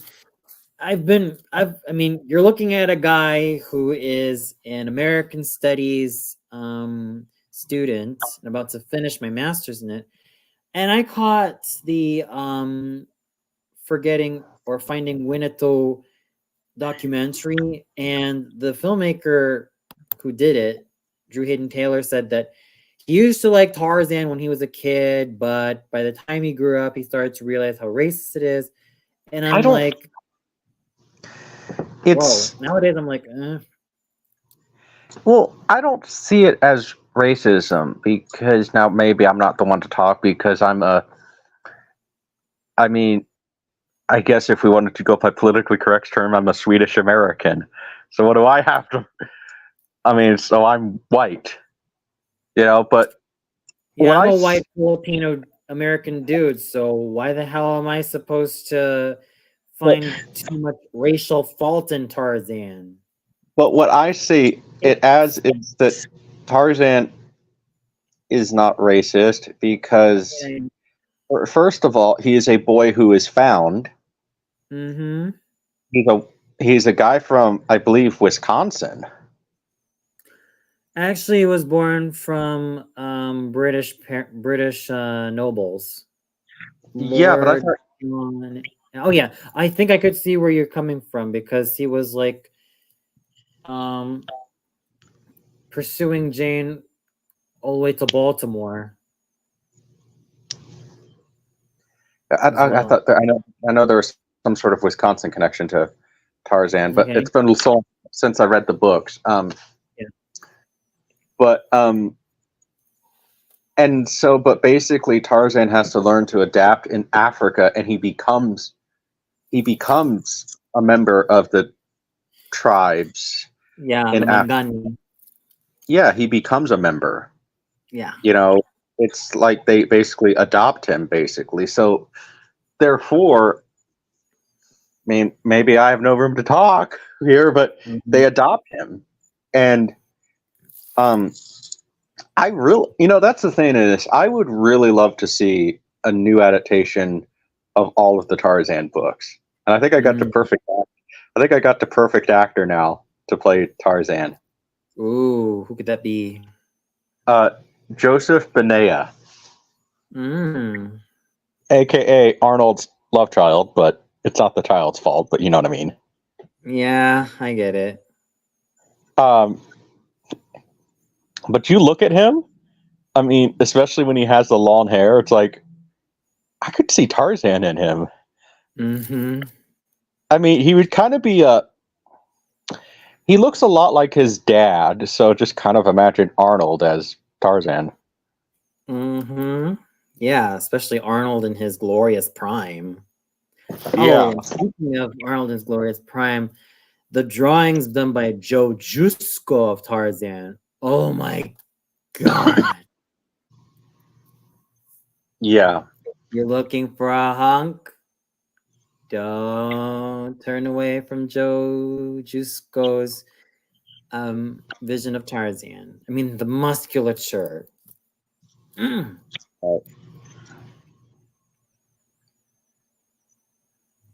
Just pure divine, man. Right. Yep. But even all of I still just am trying. I am trying with no success. Mm-hmm. But trying my hardest to get into it with Edgar Rice, get involved with Edgar Rice Burroughs Incorporated, because if you want to see a new expanded universe actually rival the Avengers and Marvel, Mm-hmm. look.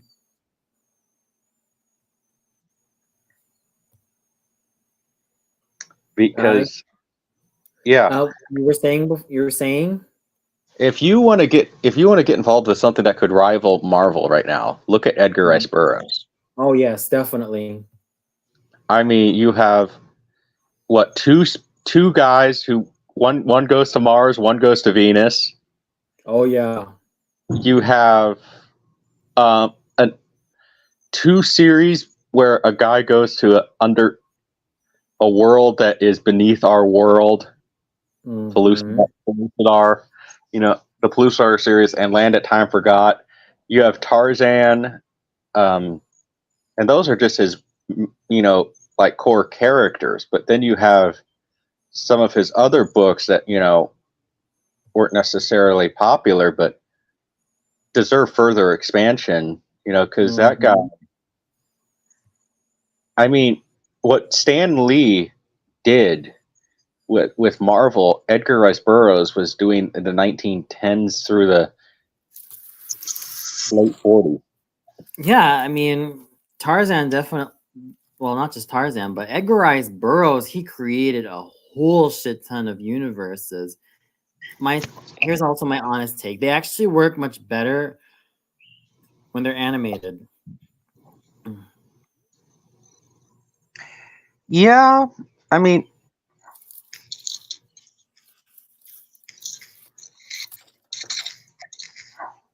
Because I'm not shading the live action Tarzan movies. I mean, after all, I still fancy Mike Henry. I still love Johnny Weissmuller. I still love Gordon Scott. I think, But maybe it's just me. But when you got like a lot of the world building involved, then the animation could truly shine. yeah. Well, I only think this with the Tarzan movies is like Tarzan. I love how Tarzan, in the early movies, just because it was proper back then, Tarzan has short hair. Tarzan's supposed to have long hair, and I know Edgar Rice Burroughs explained it, but like how Tarzan actually taught himself how to shave. Yeah. But I'm like, I mean, Tarzan.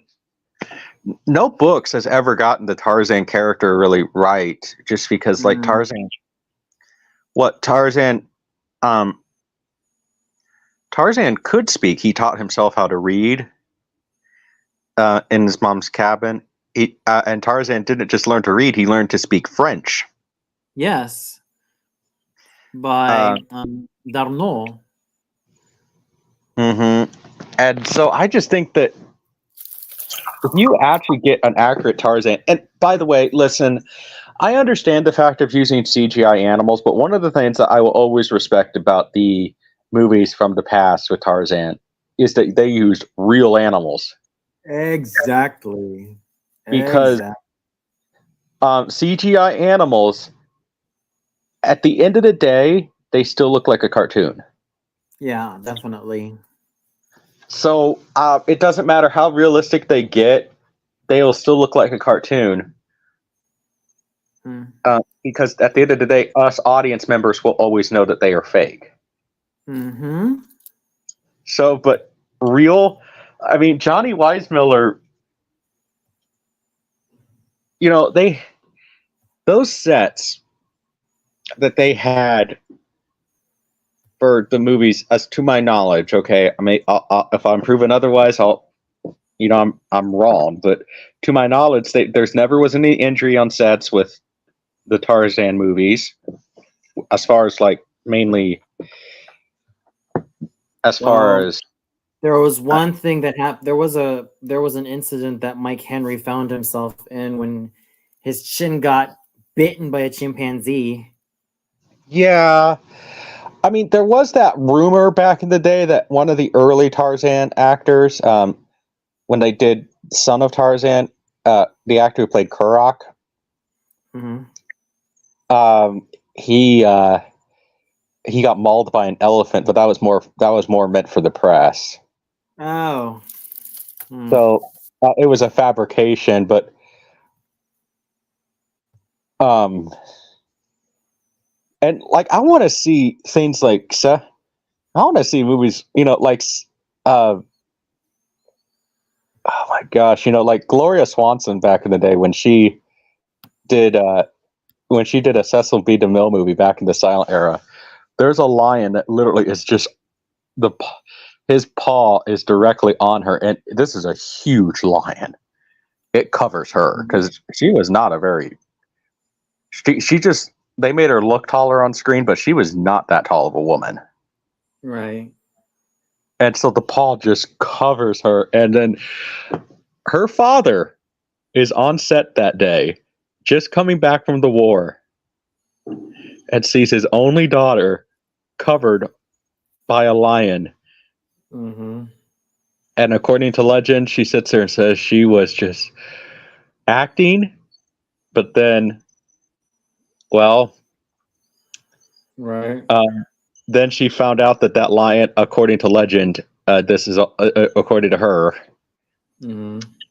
killed 2 other people that day. Oh my gosh. And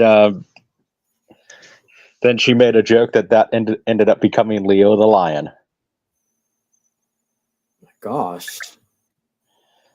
That's just that's just a Hollywood rumor, though. Mm-hmm. I still believe in it. When myth becomes fact, print the legend, right? Mm-hmm. Because No doubt about it. that's the one thing that, like, I'm not really like, I love the internet, obviously it has its pros and cons, but it kind of debunked myth and legend, like, and like, the thing is, like, yes, of course, Bigfoot doesn't exist, and, the Loch Ness monster, of course they don't exist, but I kind of believe in them, like, as if they're myth, like, Mm-hmm. like Santa Claus. I'm not ashamed to admit it. I like the idea of Santa Claus, a guy who lives in the North Pole with magical little elves that make toys for the children. I choose to Right believe on. in it, Right on. because if we don't, that's the one thing about the internet that I don't like. It debunked a lot of myths. Yeah. So And it just made people not only more cynical, but it just made people just seem more triggered by comparison. It's just a shame, really. it also just a lot of things. It also made, like, it brought forth this. I guess Mike Tyson said it best. Ed, Mhm. say what you want about Mike Tyson, but the biggest problem with the internet is you can say whatever you want, and you can't get punched in the face anymore for saying it. Of course. Like people are learning that, like, people are learning, like, 406 boys. Yo, what's up? You want to join us?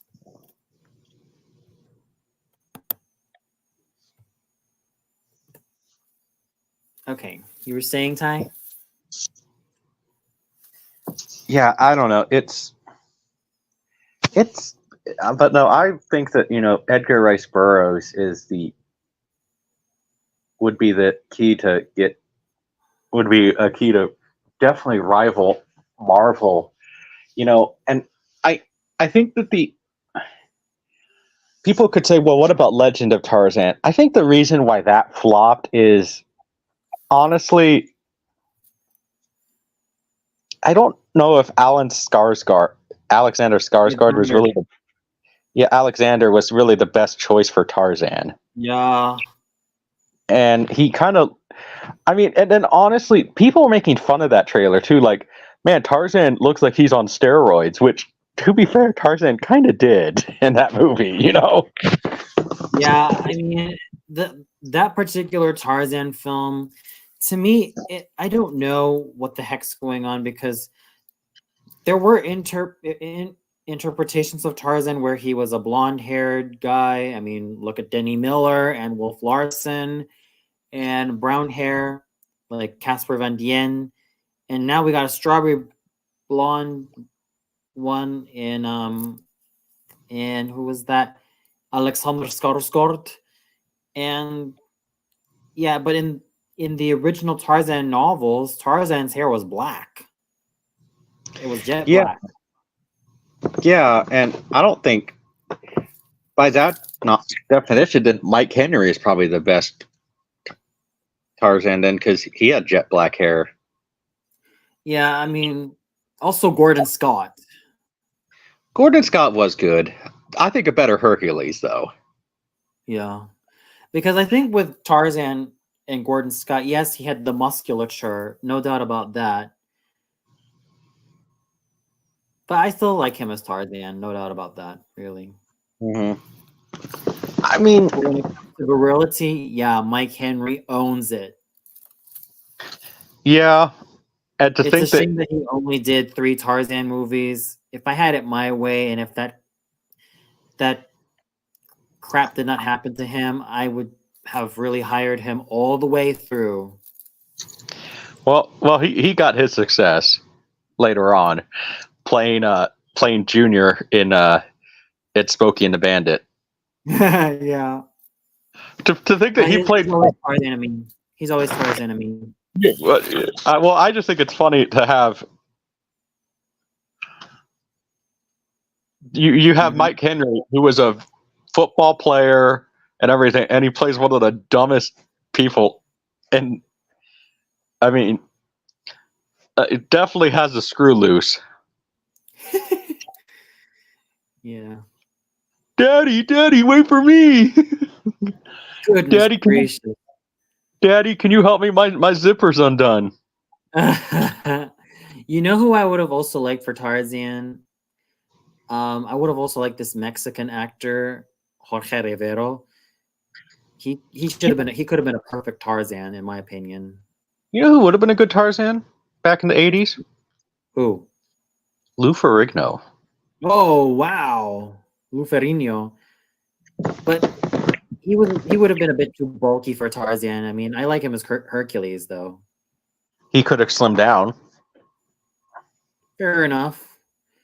When it comes to other Tarzan, I mean, Miles O'Keefe, he had the bod, no doubt about that. The acting, though. I don't know why they kept him silent all the way through. Although Bo,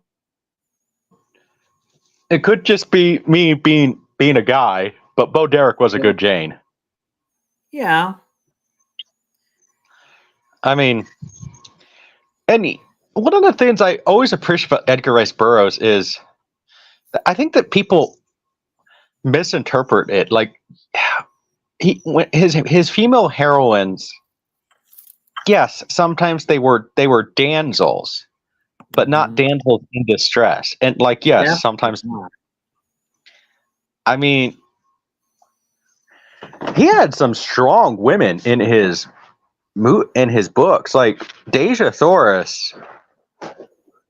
You know, wow, High Priestess of Opar. She was one of the finest. And she's a strong woman, and yes, sometimes she gets kidnapped, but even the strongest of women get kidnapped, so yeah, but they still find a way to get the hell out of there.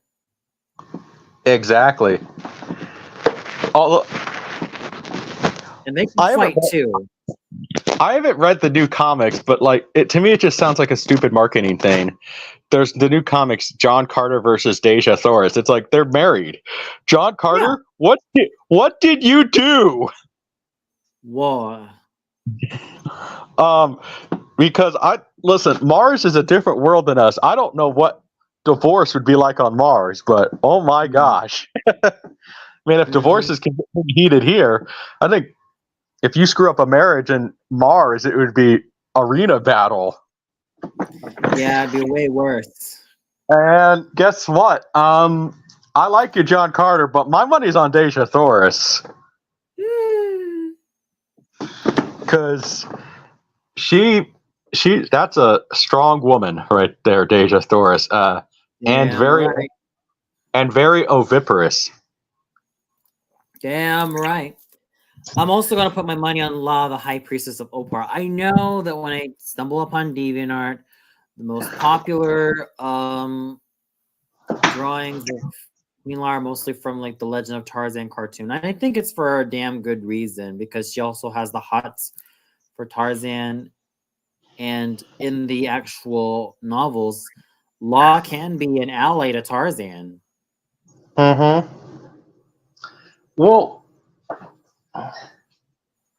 that's the thing about the greatness of the Tarzan and Edgar Rice Burroughs in general. He always wrote he just wrote like, I mean, this is a man who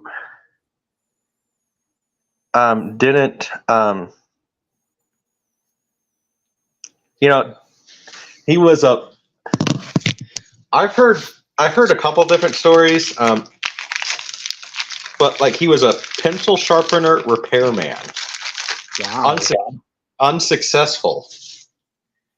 Mhm. And then he bought the pulps. When he was reading them, he thought, what trash, and how he could do better. And then arguably, I mean, for argument's sake, he became one of the probably the most successful pulp writer of all time, really. I mean, Oh yeah. especially in his day. Like the Tarzan books were huge. Like what? There's like 26 books.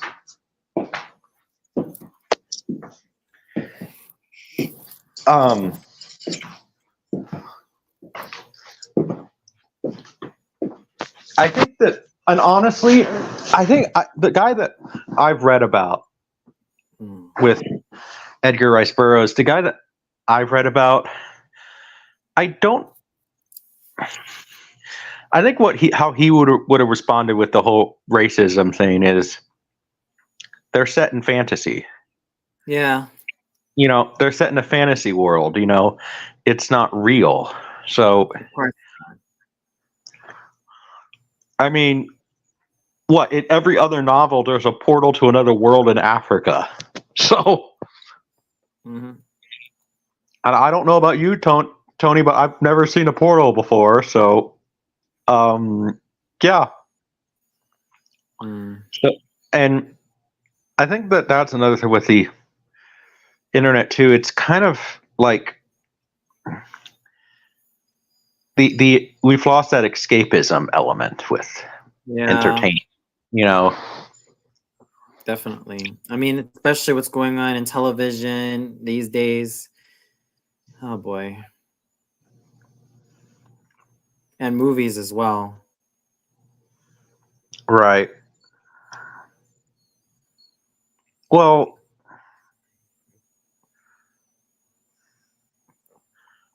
and I don't know. Yeah, it is kind of. Hey, Miss Kitty. Loved having you around.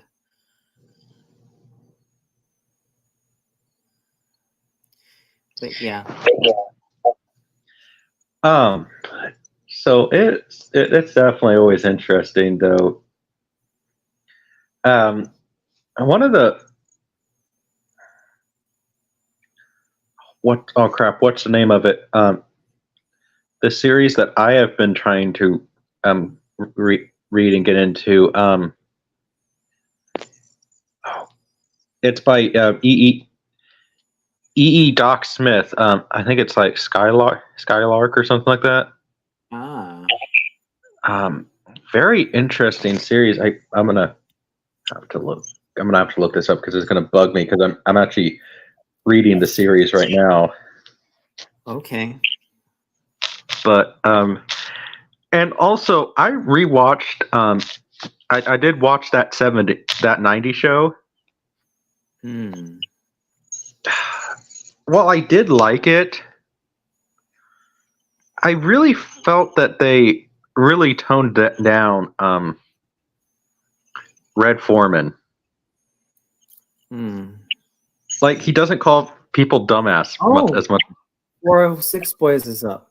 Looks like Dylan's up. Hey, sup, Dylan? I hope you didn't wait too long. Going to stop and say hi real quick. No worries. What's up, man? Say happy 4th of July. Happy 4th of July to you, too. Yeah.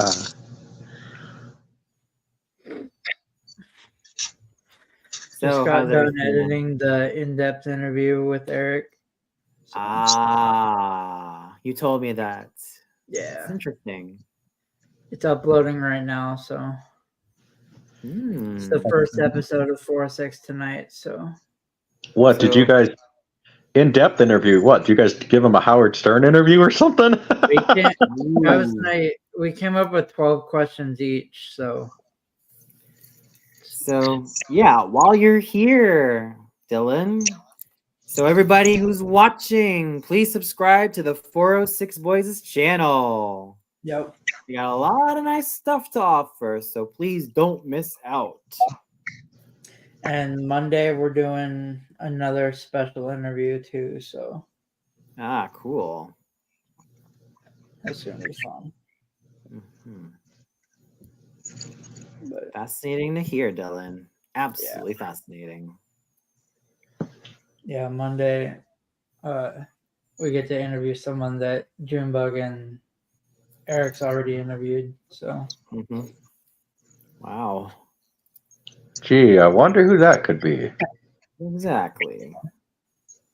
So yeah, that's gonna be good.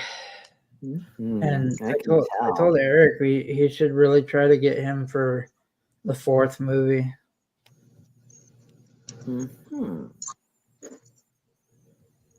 But I mean, wouldn't hurt to ask, right? Of course not. Absolutely not. But yeah, we're here in August. Eric's coming down to Helena, and we're gonna shoot our movie, and we're gonna extend it to past 45 minutes so that we can. We're gonna get it on Tubi. Eric kind of convinced us to put it on Tubi, so we're along with putting it on YouTube. So yeah, we're gonna try to get it on Tubi. So Well, then I mean, Tubi definitely, Tubi's good. It has the lowest form of commissions, but whatever. I mean, you're going to get a penny per view.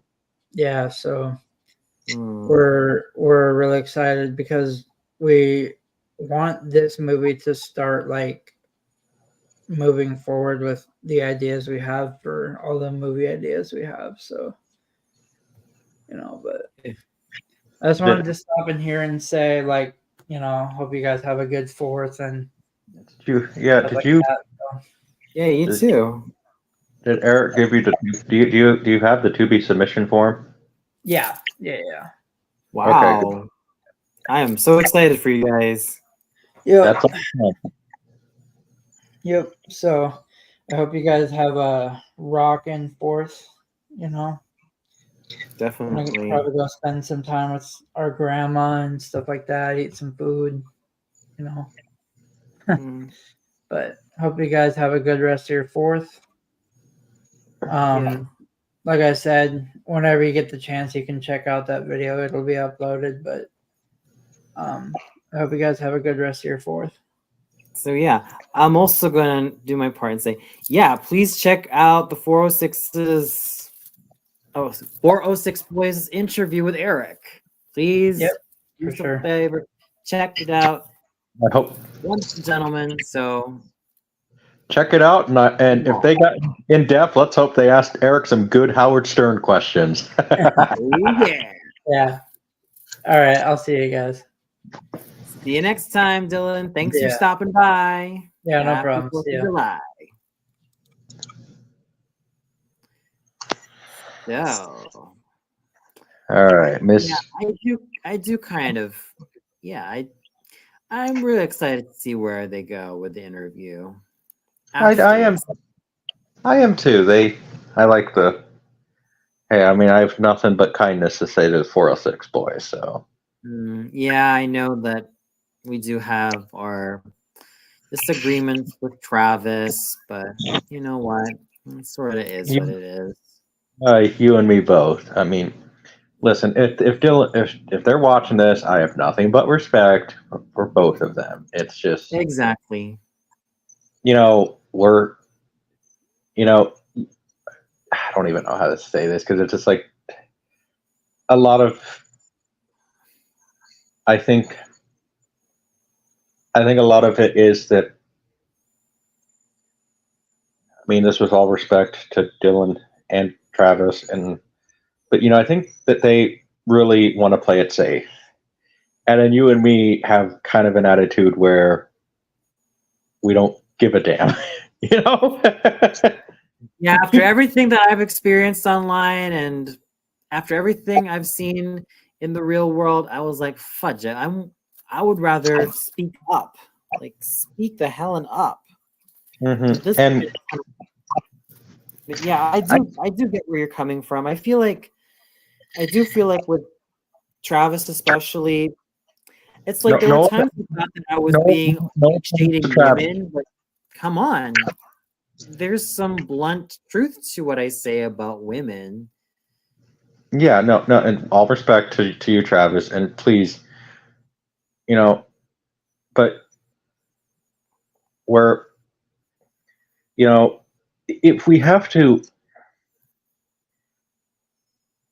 I am probably on. Well, honestly, you want to know? I told my boss this recently. I am Mhm. I am still probably I am still conservative. But honestly, I think I consider myself more of a progressive conservative, but I'm conservative. I'm progressive in the right way. I'm because a lot of stuff in Hollywood. Okay, and this is a guy who wants to get into Hollywood because I want to. I don't like the way they're going Me neither. because they're progressive to it's basically like, remember when you were in school and you wanted to get the teacher gave you brownie points. Yep. That's Or all it participation is. point. Yeah, definitely. And so for me, and yes, I mean, I would say yes, we need to have different, I'm all for having different cultures and, the movies and everything, but Can't afford to have them pander to the lowest common denominator anymore. exactly. And the other thing about it is, the reason why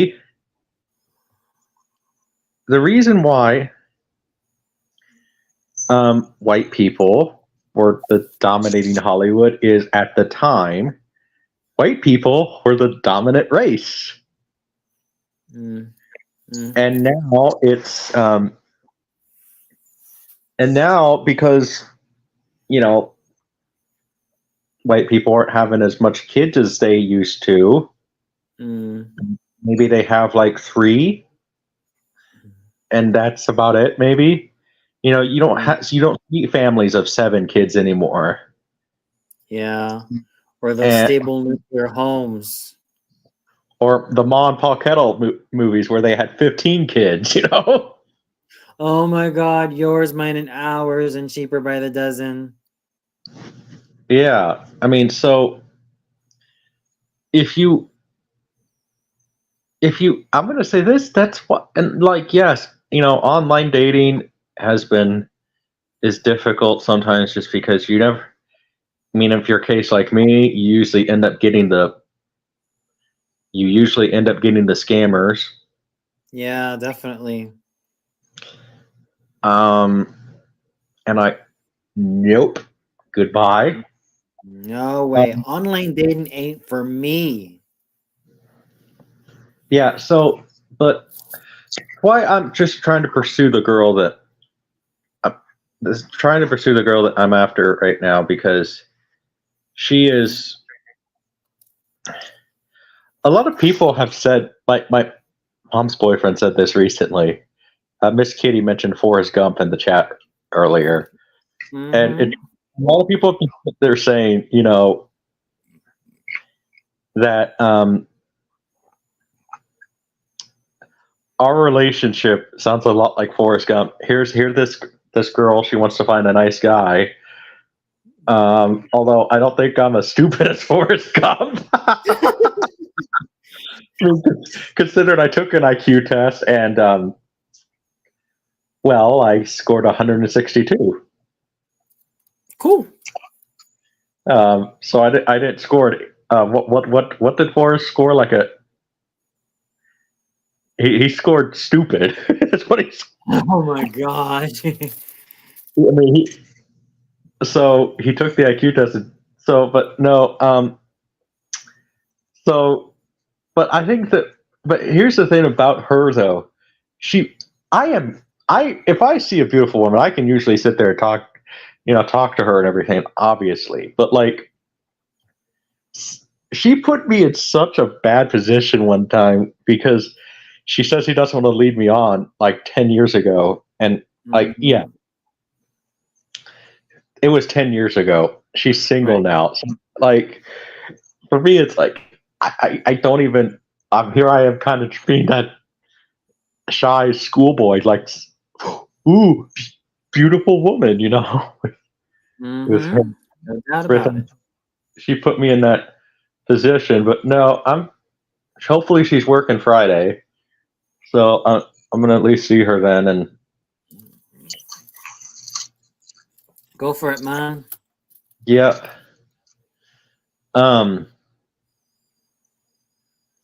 But no, I have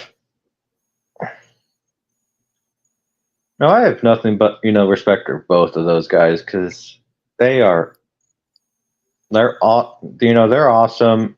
Yeah. I think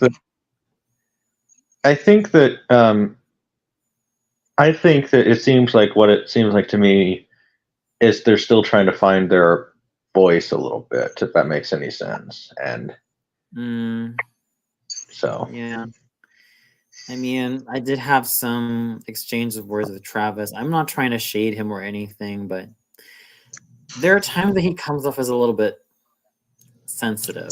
Like, no disrespect to the guy, but there are times that he does come off as rather sensitive, almost a bit too sensitive for my liking. Yeah, I'm. If you're Dylan and Travis, if you're watching this, please. I mean, we're actually more trying to give you constructive criticism here. If you want to start your own business, and you're talking about a business that is, I mean, has potential of being billions of dollars, and selling, when you're in a $1 billion business, it is not selling Girl Scout cookies. Of course not. You need to, I guess in the words of Dalton from Roadhouse, okay? What if somebody calls my mother a whore? Is she? You need to have that attitude, like, in the business world, because there's a reason. Say what we want at him as a person, okay? And we're not even talking about. We're talking about him as a businessman, not as the president or anything else. Donald Trump, okay? Yeah. Look at him as a businessman, very successful. He turned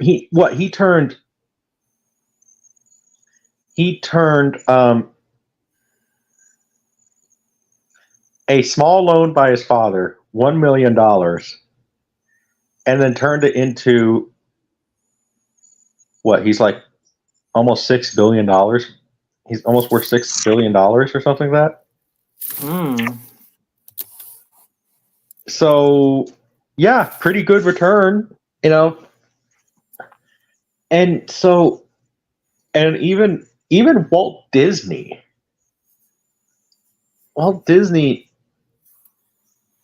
they literally started the, they literally, Roy and Walt literally started the business in the shed, Hmm. and now we're talking about a company that, well, is worth,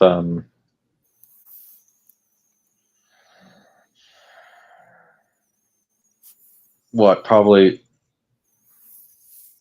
I mean, still billion, but not much right now. But Right. I mean, maybe with Inside Out 2, it probably got back to at least somewhat of a billion. True. But anyway, it's, you just, one of the people who I've been listening to, especially for business, Dan Pena. Ooh. Have you heard of him? Nope.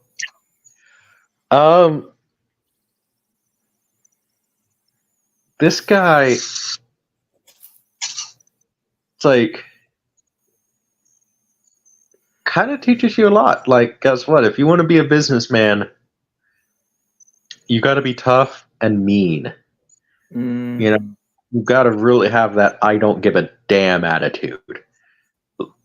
Basically, he says, you know, like one of the things I respect about Jeff Bezos one time, okay? Mm-hmm. They threatened to leak Jeff Bezos, you know, pictures, and we're talking those pictures. Guess what Jeff Bezos does? What does he do?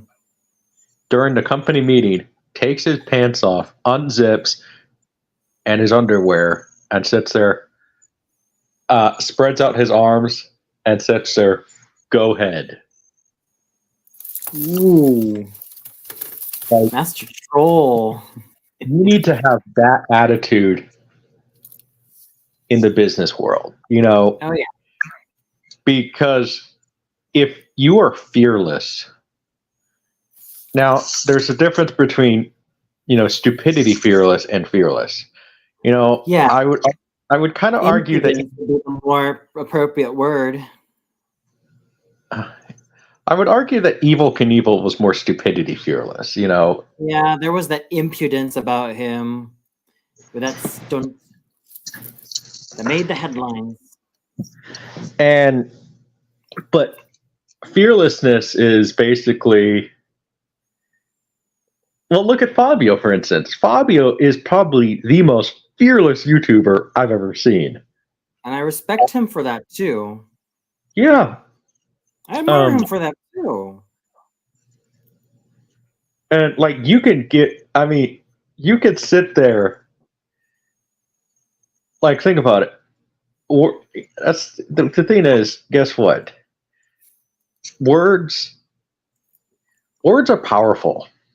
No, You know, words can do more damage than a blade or a bullet. And the minute that words don't offend you, you're unstoppable. Like, yeah. you know, because guess what? Like, Tony, I've gotten called homophobic and transphobic, and I'm like, you know, my opinion about that is, I don't care. Go live your life. Yeah. You know, like, Definitely. I don't care. You know, and but then but you're a Christian. You sit there and say the Bible. What about the verse in the Bible about, you know, not cuddling with another man or something the way you do a woman? I'm like, I don't have all the answers for God. Me neither. I don't. Okay, but guess what? I said, when I die, I'll be sure to ask God that question, and I'll try to get back to you about that one. Okay, is what I said to them. You know, so I'll just like send you a little like note down, you know, send you a little note down in heaven. You know, so that's what I'll do. But I think, Ooh. I mean, nothing. The dog's just he's a communist dog. He doesn't like fireworks. Aww. But no. So, Puppy papa.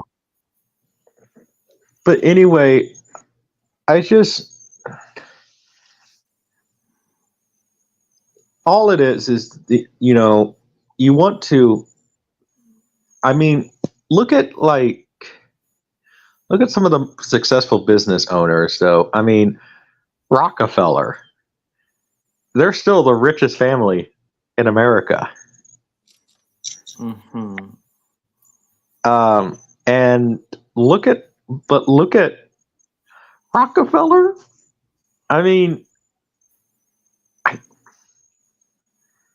there's a part of me. There is a part of me a little bit, because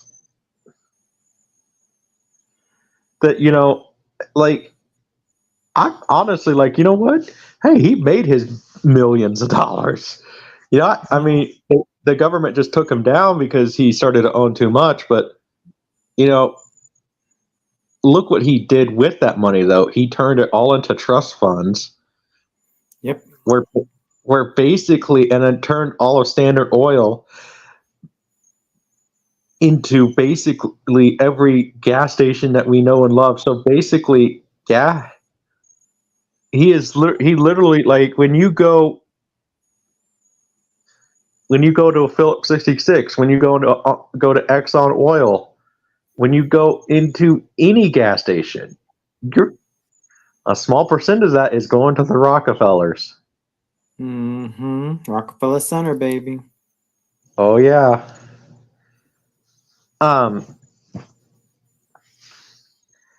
And I think that obviously, where a lot of business people make mistakes is they're fearless, but they also need to have that sense of control, because the minute you're fearless and then you lose control is when your business downfalls and then something horrible happens, like like either a crash and burn, Mm-hmm. or something happens to like a family member. Yeah.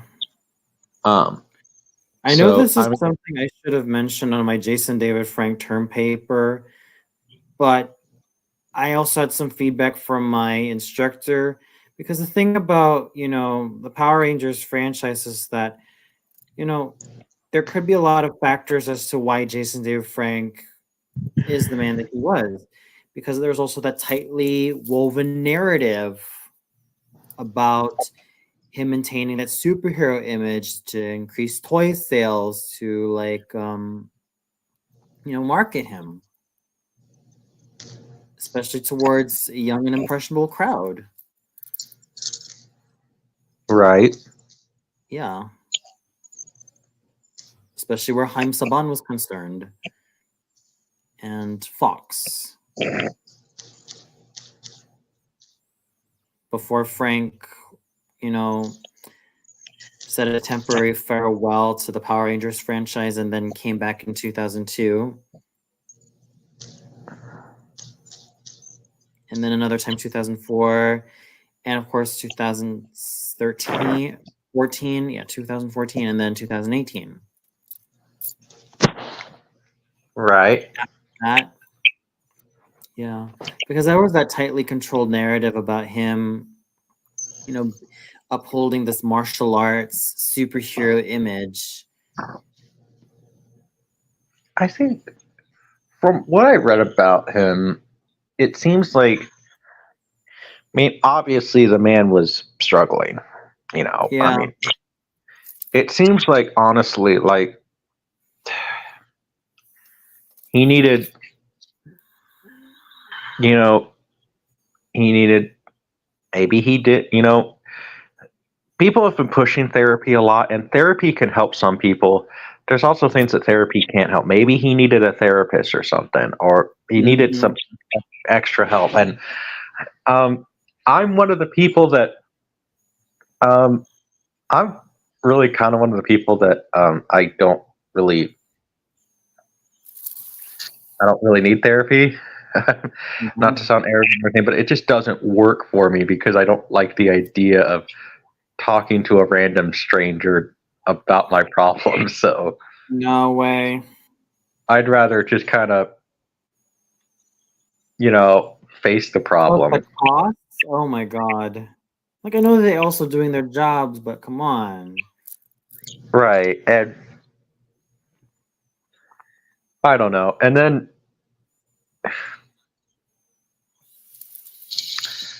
I don't know. I'm Yeah. just don't like the idea of it, but it works for some people, and that's awesome.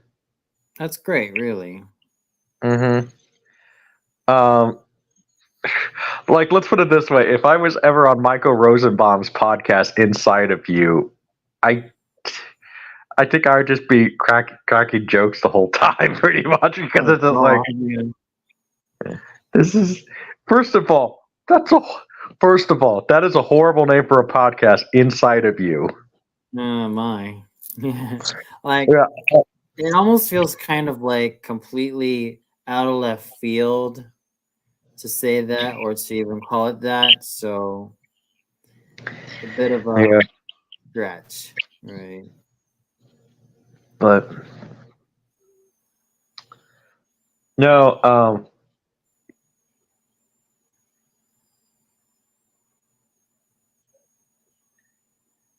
I don't know. So, but I wish them the best of luck. But because especially starting the 406 boys is, business and everything. I wish them the best of luck Yeah. because, well, they're going to need it, and I hope that they succeed. Yeah, me But too. but it is, what you see on the outside is not what you see on the inside in that business. I've given this advice to Eric here. I mean, Right. Eric can confirm this. I told Eric, I know you're becoming famous, but I don't care if The Rock invites you to a party. Do not go to the party.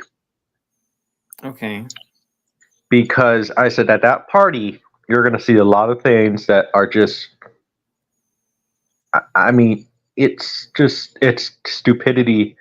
It's stupidity. And a lot of what you might see at the party is evil too. Yeah. We've heard some of the horror stories about Hollywood, and also look at the things too. I mean, the glitz and glamour part of Hollywood that did happen, but like this is one of the reasons why we don't have stars like the Clark Gables, the John Waynes, Yeah. the Arnolds, the Sylvester Stallones, is because they know that those stars don't give a damn, I mean, Clark Gable, they wanted to censor out the line because Gone with the Wind was the first movie to ever use a swear word. Frankly, my dear, I don't give a damn. Yeah. And so, to the point where they were going to sit there and say, I think they wanted to like change it. Like, can we just sit there and say, like, maybe he says, frankly, my dear, I don't care, or something like that. That wouldn't have the same impact, Or it's not that would never have had the same popular cultural impact. Exactly. So what Clark Gable, according to legend, sits there said, went to William Hayes at the time. So what's the fine if I swear? He told him. Clark Gable wrote him a check. So it's like, well, hey, then Clark Gable could swear in the movie. Then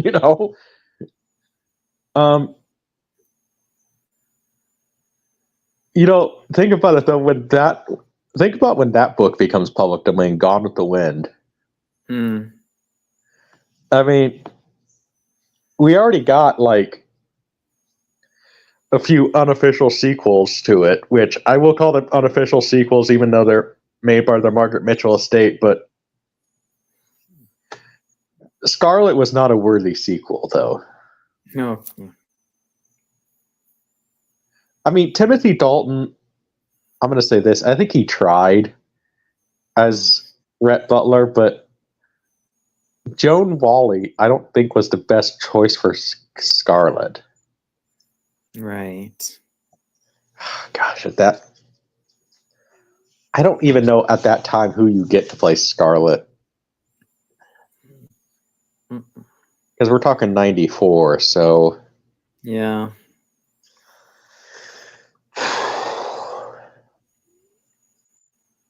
I don't know. See, I don't even know Tiffany Dalton. I think that's the biggest problem with that movie. It's miscasted, and then unfortunately, the worst casting ever in that movie. They got Stephen Collins as Ashley.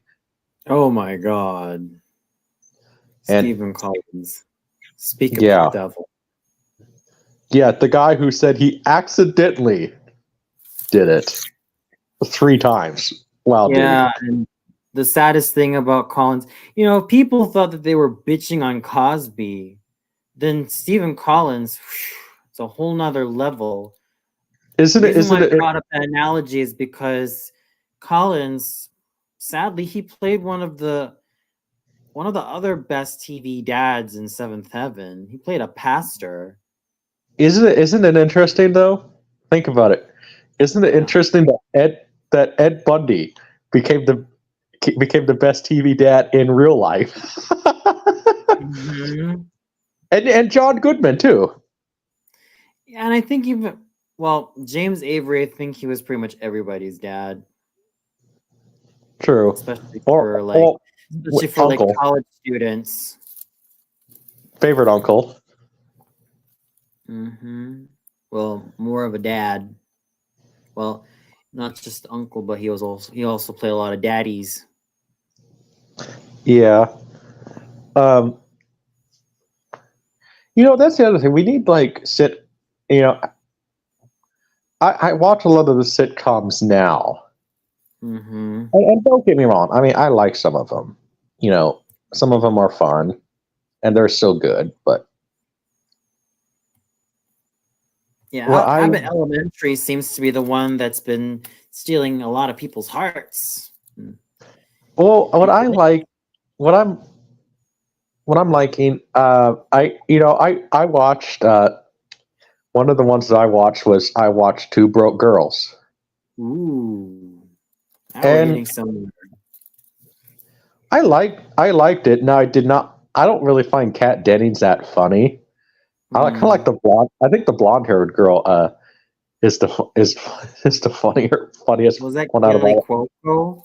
I don't know if that's No, it's Beth something. Oh. But she's quite funny. See, I don't know. There's something about the dumb girl that really works well in sitcoms. I don't know what it is. Oh yeah.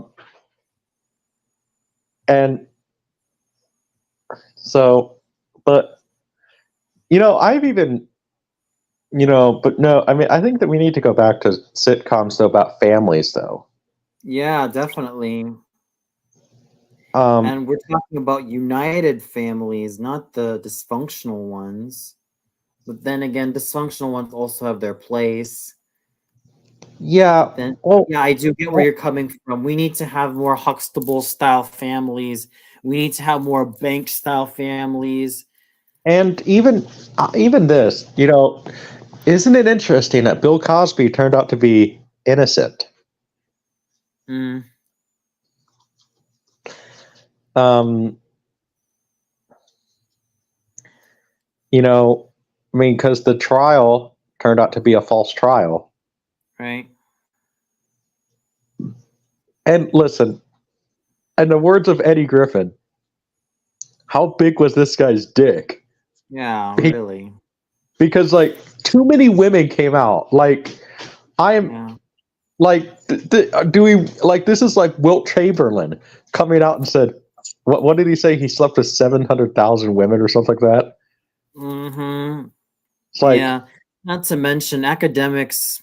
I feel like that's why I kind of, you know, I kind of show a little bit of caution towards people in academia, especially when they're still subscribed to what Bill Cosby did that was wrong. But like that's why I kind of pull it back a bit because, you know, because they still believe that. And my argument is that the best thing you can do is just leave Cosby in the past. yeah, Tony, that's her. Beth. Beth Beers. Yes, that's her. Hmm. So that's her. But well, we need to go back to that because people want to know how to. You know, it's the age-old question right now. You know, even because you know, how do you? You know, I asked the question instead of. I'm not asking this as a Donald Trump question, but like, how do you make America great again? Yeah, You need to go. definitely. You need to go back to wholesome entertainment. Yeah. You know, wholesome and family. You know, because that's what made America America. You know, and the family was united and everything, and then because think about it too.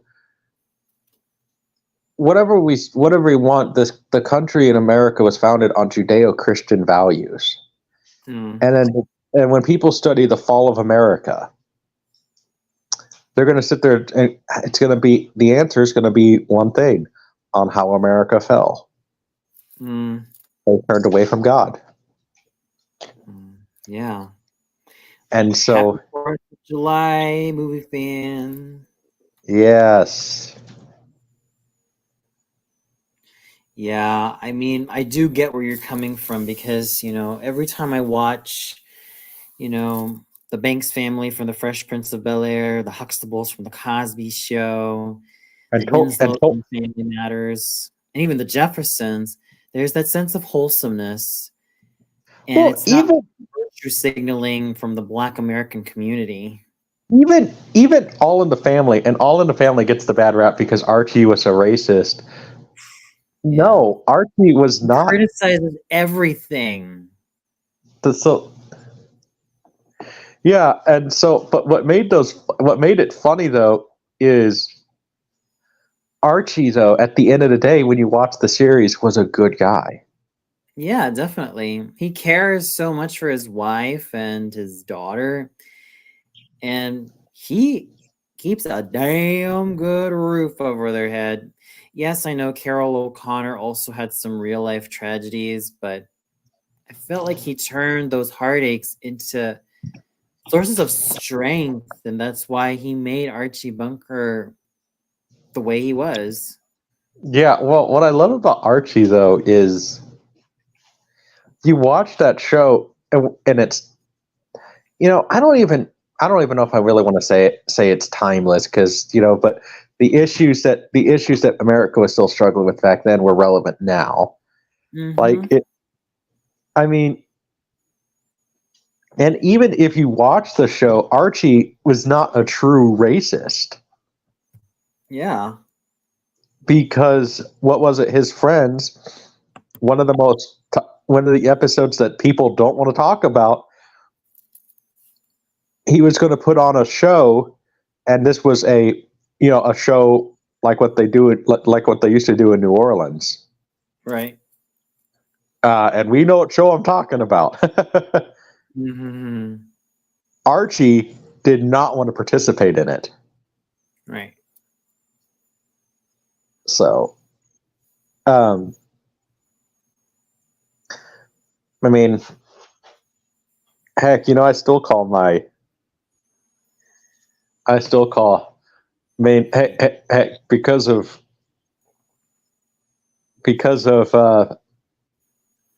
because people who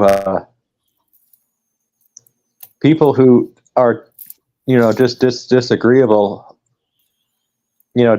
disagreeable like that, sometimes, like Meathead was.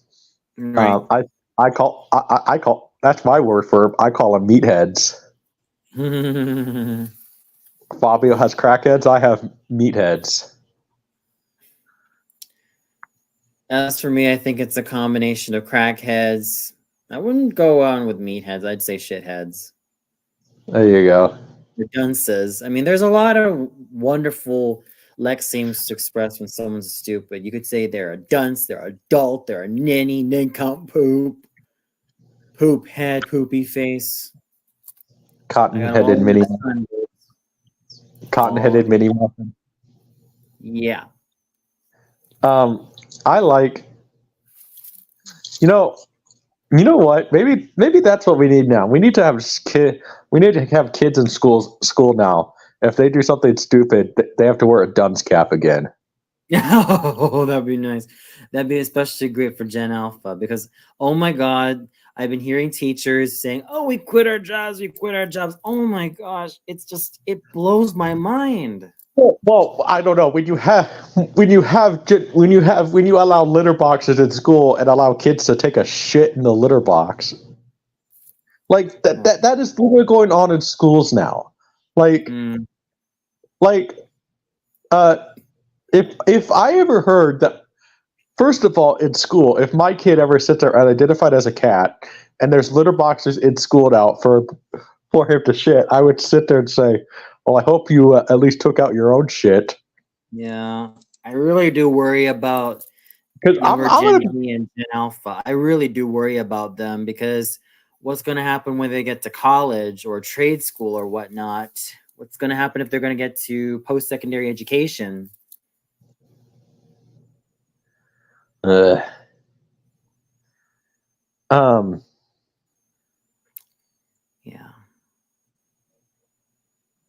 Because here's also what I've learned to accept about America. It's founded on social elevation. Call it what you want. Upward social mobility, social elevation, social upliftment. It's always about going up. Right. And especially, I don't care what community you're, white community, Black American community, Latinx community, or Asian community, I don't give a shit. Everybody gotta uplift. Everybody gotta elevate. Yeah, that's how you build. That's how you become a successful leader. Is you uplift people. I mean, Yeah. look at like General MacArthur and George Patton. Yeah. I mean, if George MacArthur was canceled back in the 1950s because but the men loved their general because they knew that those guys would follow them into battle. What generals would do that now?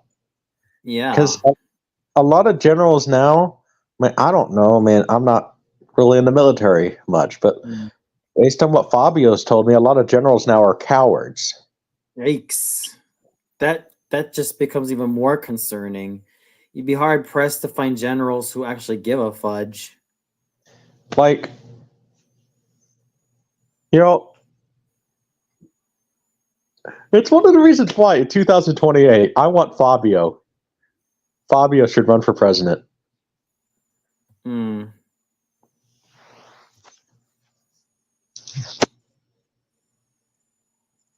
I think he would be a good president. Yeah, I'd say so too. I think he needs to put for a guy like him who says we need to also movie fans on board. So he's a very what's up, movie fan? Hope you didn't wait Tony, long time no see. Yeah, it's been a while. Exactly. I'm sure you've met Ty, aka Junebug Films. No, I don't believe I have actually. How you doing? Good. Awesome. We've been talking about like how how the real America has been funded on social elevation, and it's been also exemplified in a lot of the shows featuring close-knit families, Mhm. regardless of ethnicity or socioeconomic status. Mhm. Besides, I Yeah. think we also do need, of course, we also have like the wholesome shows, like especially of adopting kids, like Different Strokes and Webster. Right. Well, I would even say that, I mean, I want to see shows that go against the norm right now, because usually shows right now are about a single parent because that is the norm. Yeah. Why not have a show about, a family that is together, and maybe you could sit there and say, yeah, they've gone through marriage problems, but they're trying to. I think it would be more uplifting to have it where like that you acknowledged in the show their marriage problems, but they try to be there for their kids because that's the right thing to do, because the problem is with divorce now, it's too easy. Yeah. I mean, affairs are just too blooming easy to have a go at. Infidelity has become way too in vogue and too over romanticized. I think what we need is more shows that set good examples. oh yeah, No doubt Because you about it. notice there's a lot of them that glamorize the gang life activity and show how good it is for all those drug dealers out there breaking in all the money. Sure, they get in prison once in a while, but gee, prison's pretty much just free room and board now. So, yeah. Mm-hmm. Look, I love my R&B music as well. I mean, I love Belle Biv DeVoe. I've been starting ever since researching on like Fresh Prince of Bel-Air, especially for the topic of fatherhood, Black American fatherhood, and its television representation of that show. I've actually found myself loving Belle Biv DeVoe, Das Effect, and a lot of the hip hop bands and groups that were featured on Fresh Prince of Bel-Air a lot more. But what I also recognize is, especially in the 90s, there were some aspects of the ghettoized life that tended to be, romanticized Oh, yeah. without even fully understanding that it's not really the life you want to have. So, but it also does feature, the socioeconomic strife that goes on between, Will's life in Philadelphia and how his life used to be, and then the Banks being the Banks family being the pinnacle of social elevation and social mobility. That's true.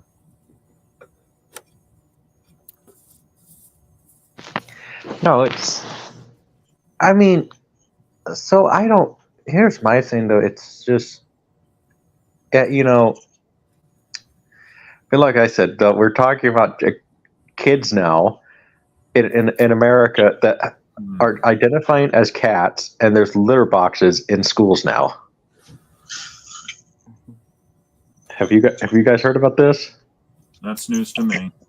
Oh man. Like, I'm not gonna lie. As a parent, if I ever heard at school that my kid was using a litter box, I'm gonna be making him cleaning the cat's litter. I'm gonna clean the cat's litter box. Then I'll clean the litter box, but then I'm gonna sit there and throw it at my kid and sit there and say, "Okay, well, go, since you're a cat now, go bury your shit." It's because.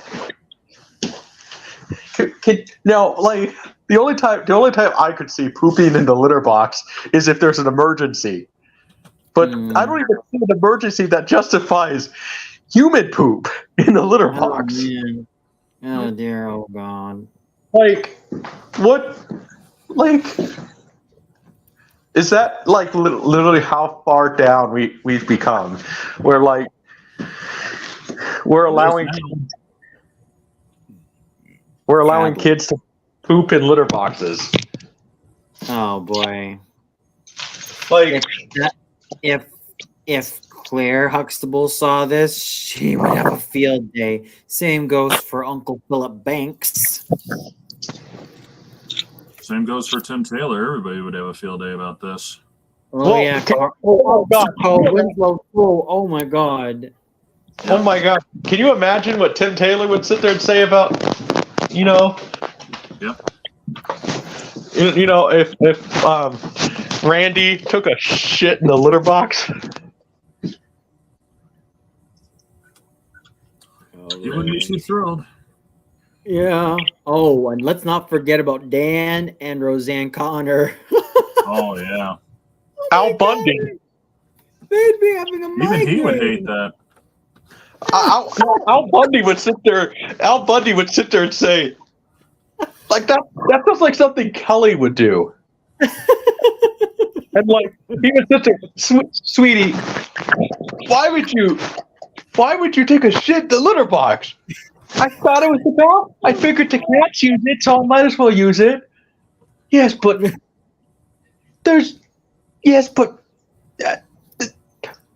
it's for the cat, not Oh my god.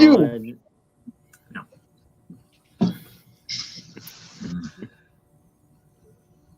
Oh boy. Yeah, honestly, this stupid new age parenting is just gonna die. Lack of parenting is more accurate, I think. Yeah.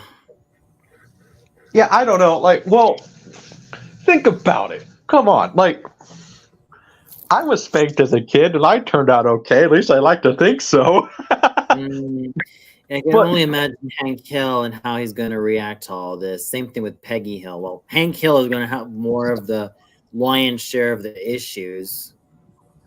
Well, I would love to see Hank Hill react to it. Maybe in the new show they'll address this stuff, right? Because they're making a King of the Hill reboot. Oh boy. You know what I want to see? What? I want to see Beavis and Butthead react to this. And you know what Beavis and Butthead would do, though? Think about it. Van Driesen would sit there and say, "Okay, students, hi." I can't do a good Van Driesen, but today we have a new student, and make the person a furry, and Beavis and Butthead would sit there, "Whoa, that person's dressed as a cat." Oh my god. She's a pussy. Oh my god. And then think about have an episode where it takes a shit in the litter box and then there, whoa! That woman just took a shit in school. And then Beavis and Butt, you could do a whole episode where like she sits there and buries it like a cat. The Beavis and Butthead don't even bother. Oh my god. Good lord.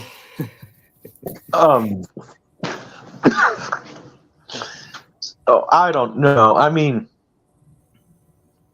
I saw something that just was like at a concert one time. This mom was looking for her child, being a concerned mother for her child, okay? Because she couldn't find him. She found him. Now, because he ran off, the kid got a spanking at the concert. The kid sits there and then full open hand spanked his mom. Yeah. Like, oh my god.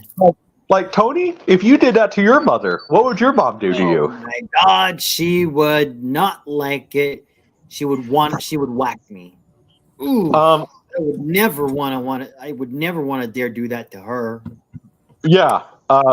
Movie fan. What would your mom do to you if you did that to her? She'd give me what for is what she would do if I did that. Ooh, damn straight. And it would be rightfully earned. Yeah, guys, I hate to say this, but I couldn't be on here too long. I'm kind of in the middle of something. Just thought I'd say hi. That's about it. So, no worries, man. Yeah. Sorry. Well, yeah, man. Well, if I did that to my if I did that to my mom, Mhm. we would have. My mom would have probably pulled me and grabbed me, and literally had pointed her little finger. And when Mama points her little finger, you know it means business. Oh yeah, you're in deep shit. Yeah, I mean, so lack of parenting is the big problem, and we need to like the dumbest. I heard an excuse for not spanking that kind of was like, I do see their point, but you're comparing apples and oranges. So an excuse that I heard for not spanking is, well, when you get in trouble at work, you don't get spanked. Well, yes. Well, it's kind of like you still get punished if you get in trouble at work. You just don't get paid. Yeah, you get a pink slip. Yeah, which is basically the equivalent of adult spanking. Reprimand. And so my thing is, well, maybe if spanking is bad, then maybe teach your kids about allowance, okay, and teach them about money. And then if you do something that is against the rules, then they don't get paid that day. Yeah, exactly. Teach them about privilege,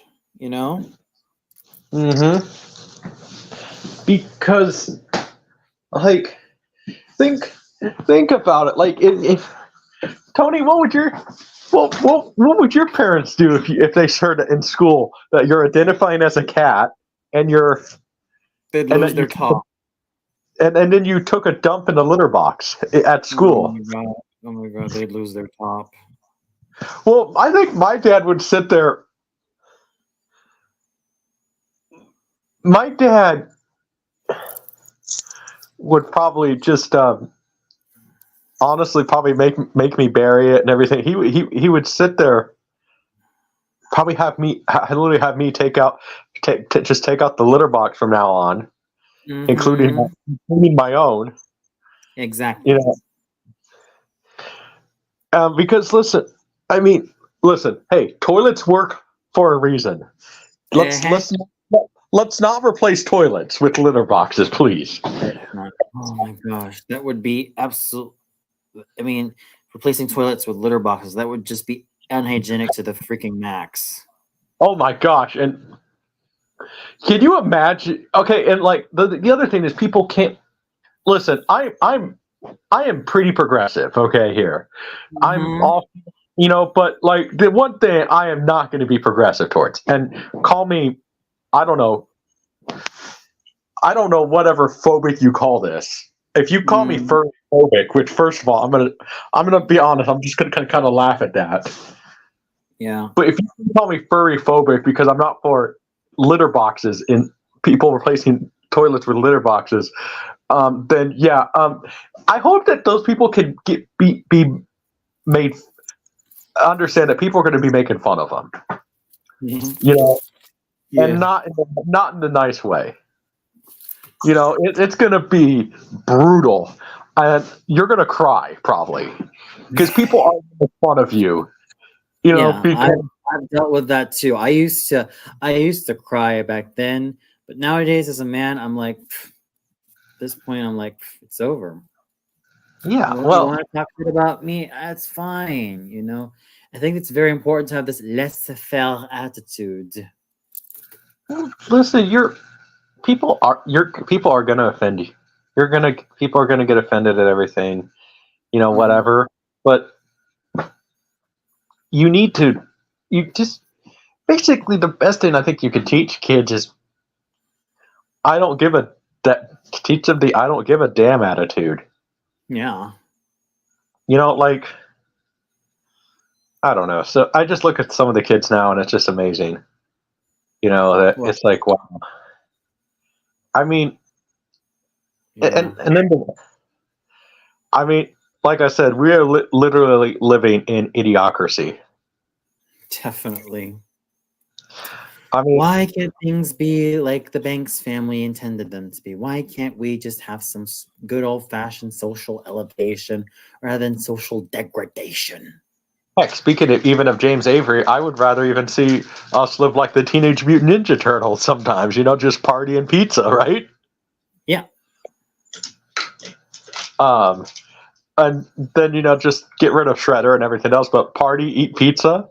Hey, Tony, maybe that's one thing you could do for your channel. You could try, What? you can try Teenage Mutant Ninja Turtle pizza. Teenage Mutant Ninja Turtle pizza. Yeah, like what Michelangelo had in the original show. Oh, okay. You want me to try a let's try of that, or let's cook that? Yeah, why not? And then you could try it. Ooh, I'll have to try. Okay. But then again, I have to know the ingredients. I have to know how long I have to keep it in the damn oven. I have to know how to exact measurements. Well, the ingredients, we remember some of them in the cartoon, right? Peanut butter and jelly pizza. Jesus Christ, help us all. Or one of that's one of them. I remember there was one pizza with James Rolfe did a video on it, where he tried Teenage Mutant Ninja Turtle pizza. Oh my gosh. There was a pizza with pickles on it, which I've had pizza with pickles on it, so I'm okay with that. There's even a salad pizza. Yeah, well, I've had a cheeseburger pizza, so. Oh my god. What was one of them? There was s'mores pizza. That might be pretty good. Mm-hmm. There were some of them that were like. There were some of them that were quite interesting.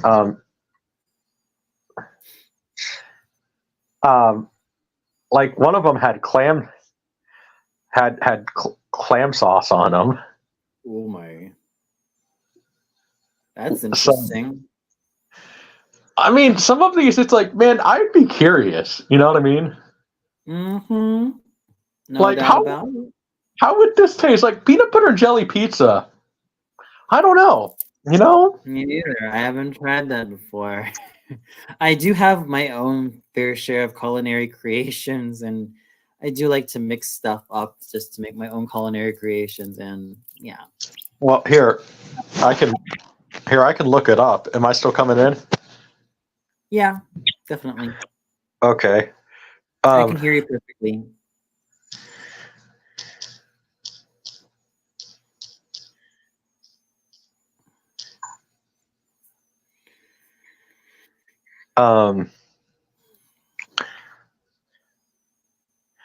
Here, well, I'll tell you what we can do. We can share this in the chat. I'll send you a link. I'll send you a link. James Rolfe tried the pizza. Okay. And I'll send you. I'm gonna just put it. I'm just gonna put it in the private chat, and you can share it, and we'll see what we would think of this pizza. Okie dokie. Ooh. Assuming the link worked. Let's watch. Well, actually, I'm gonna type it. Okay, TMNT. Cinemassacre. Don't worry, I got this taken care of. All right. Yes. So let's share the screen. Okay. TMNT pizza taste. I think I found the gold wine here, man. Oh, excuse me. I found it. Just give me a second here. Hold it right there, buddy. So, before we start with the reaction. Yes. Let's share that. Full screen. Lock and load. Hey dudes, it's scarfing time! So welcome to Michelangelo's Pizza Taste Test. I'll have my pizza with tuna, peanut butter, and grape jelly. All right, Michelangelo, let's see how this is. Ew, how the fuck? So how would you like that one? Tuna fish and grape jelly. Doesn't it taste kind of strange? Face it, bud. Peanut butter and clams is an acquired taste. Peanut butter and clams. Well, that's the biggest slice. No, this is the clammiest. Eat the clammiest. That's a terrible word. All right. Clammy. Here we go. Oh. Oh no. Oh. So Oh, yeah! That is awful. Jesus, clam juice. It's sticky and clammy and nasty. Thanks, Michelangelo. Weird pizza? What's your pleasure? I'd like to order a pizza, peanut butter and avocado with extra pickles. Extra pickles? I see. That actually Peanut butter, avocado, and This one's extra cold. pickles, not This just one's pickles. cold. No, This one is very cold. You know what? That was pretty good, actually. You want another one? No. Garlic? Master Splinter, perhaps you'd like to try some pizza. It's marshmallow and pepperoni. Oh, I'm kind of worried about this I'm a one. little worried about this one too, but I'm gonna try it. The marshmallows are soaking up the pepperoni grease. No, yeah. Some peeps on there. Ooh. Next Easter pizza. Easter pizza. Easter Oh my pizza. God. Well, she thinks it's gonna be good. It's Marshmallow pepperoni. Marshmallow hot. pepperoni. Yeah. This gets a 5. It's a 5. Wow, is it that good? It's really good. Oh my God, this is amazing. You just can't beat the old classics. Good choice, Michelangelo. Marshmallow and pizza. Wow, that could actually be interesting. It's okay. Oh, yeah. Really? This marshmallow and asparagus topping is truly awesome. Oh, it is. Like makes your pee really smell. Okay. Shoot the boiling water with the There. laser. Marshmallow and That's my asparagus. Put the Oh, piss no. on stun. Put the piss on stun. No, take it all, bitch. Ew. Oh. Sweet. Actually, You want more? No, I don't. There's one more. Unless, of course, it's a really great pizza. Like one with guacamole and marshmallow? Guacamole and marshmallow. Guacamole. Oh, shit. I'm gonna give it a 3 because I like her guacamole, but the marshmallow's gotta go. Yeah, with the guacamole. No, the marshmallow. I enjoy the Wait, guacamole. I like it. I like guacamole. You guys all liked it? Yeah, butterscotch and onions. Yuck, with anchovies. Oh my God, I'm not eating that one. Spread the butterscotches around. Raw onion. Oh, it does smell terrible. It smells really I just started to smell It it. smells like cat shit. I'll let you It's throw like it you're at just me. delaying the inevitable. It's like, Oh, yeah, you oh, brave boy. Hey, guess what? I am about to bite into an onion, butterscotch, and anchovy pizza. It was like, I heard that laughter. Oh. Oh, this is the worst one. Oh, God. Oh my God. That's so nasty. Oh, April, what I really wanted was a tea and toast pizza. Well, I don't understand in the show how Michelangelo was really Well, they don't show it in the show. He doesn't explain. and he was smoking like a joint. It looked like dipping the Dip it good. dip. Tea, Earl Grey. Hot. Also, my stomach is like, make it so. Yeah. 5 out of 5. It goes very good with Pinot Grigio. No, actually, it doesn't. Excuse me. Which one of you ordered the pizza with chocolate sprinkles and clam sauce? Go, dude, right here. Oh, God. With what? We think that clam sauce is supposed to be the sauce that goes on clams, not the actual sauce from the clams. There you go. Look up the recipe on the internet for clam sauce. It is not that thing. It's like miniature rat shit. Yeah. Yeah, it is. It is. Oh, go for it, Mike. Clam juice. Yay! Is it terrible? It's not good, but. 1, 2, 3. Oh. You guys are, this is all right. Who are you people? Yeah. That is disgusting. A chocolate chip pizza. Chocolate chip pizza! This is the one Michelangelo hates the most. Yum. Everybody Oh, goes hi. for this. That sounds interesting. I don't like Oh my cookies. Oh, where'd that come from? I don't know, but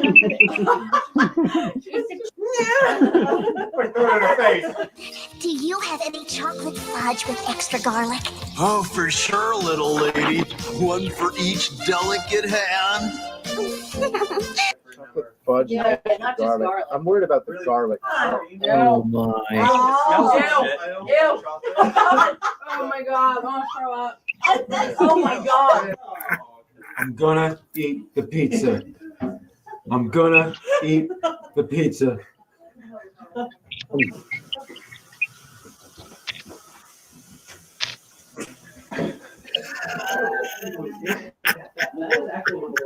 Thank you. Oh, God.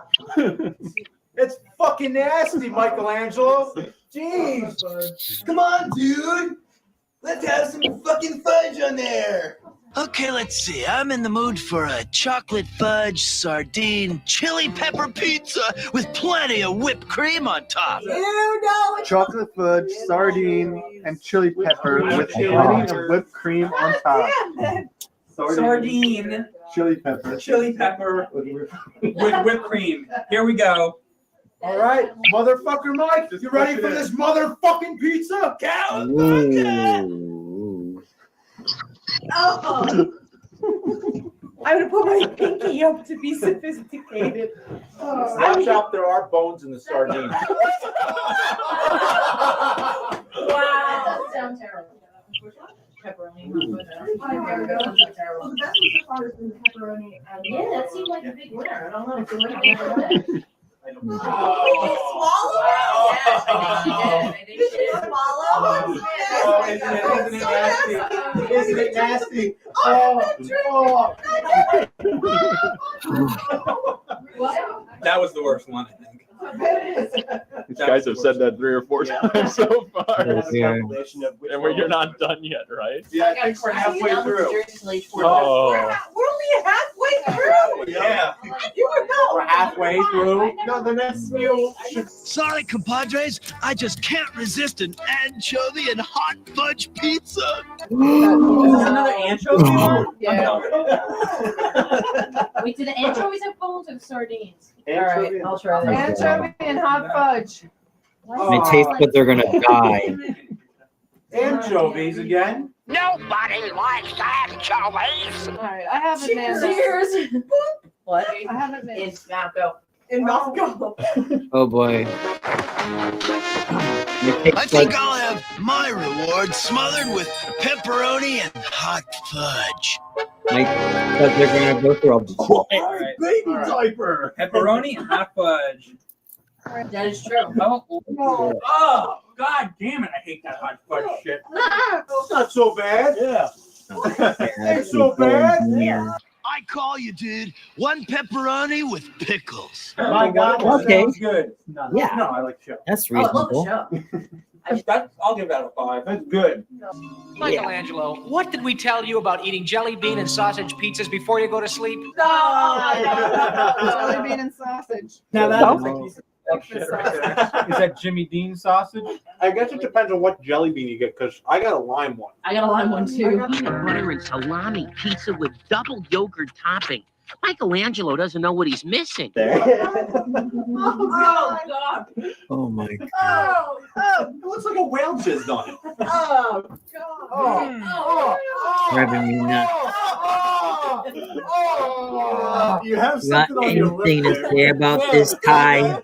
I whipped up your #1 fave, shredded coconut and sweet pickles. Coconut nuts and pickles. Okay. Yeah, pickles. I like pickles, yeah. Oh my god, that's actually good. I hate coconut. Strawberry surprise pizza with anchovy sauce. What makes the anus sauce? Oh shit. Wasabi? No. Surprise! Ass blaster hot sauce. Oh! Nothing like a hot oatmeal pizza to start the day. Doesn't smell that bad. No. It's not bad. Mm-hmm. That's not bad at all. Oatmeal pizza. Oh, yeah. Popcorn pizza. Now this is what I call a special treat. Popcorn pizza is probably delicious. Popcorn pizza. Yeah, all right. baby. Fine, whatever. Yeah, baby. Yeah, baby. Yeah, baby. You like it? It's good. It's easy to do. It's easy to do. Just popcorn on pizza. Just popcorn on pizza. Doesn't matter. After all, come on. You didn't even eat any of the popcorn. All went all over the floor. Eat it. Just like the moon over. We'll just let Boo out later. Anchovies and bananas. I can't wait any longer. Okay. I want that pizza. That's the shit in bananas. And bananas. Ah. Anchovies, Oh no. That's not fast. Hey, Gypsy dudes! How'd you like to go halvesies on a goulash pizza?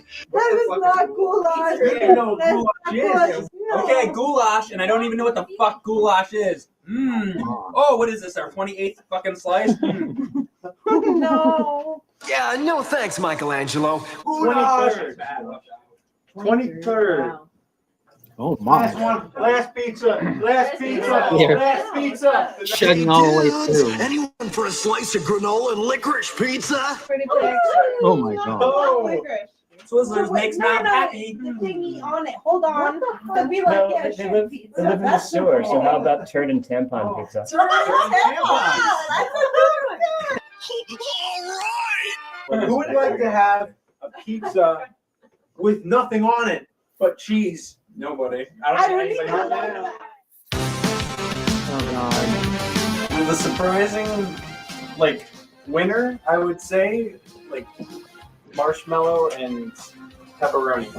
My favorite was actually marshmallow guacamole. The worst was anything involving fudge. I think anything with anchovies starting horrible. I've never eaten anchovies in my life, and I can see why now. Michelangelo, you're disgusting. You are no longer my favorite turtle. Fuck you for inventing these horrible pizzas.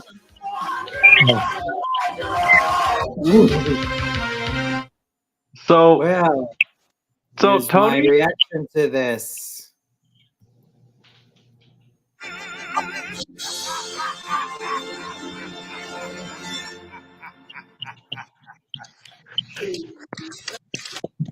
so, so Tony, what would you think? Well, I mean, wouldn't that be fun to do?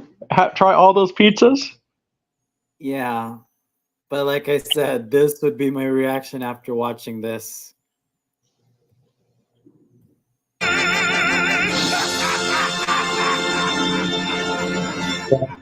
So, out of all of those, which ones do you think would be the best?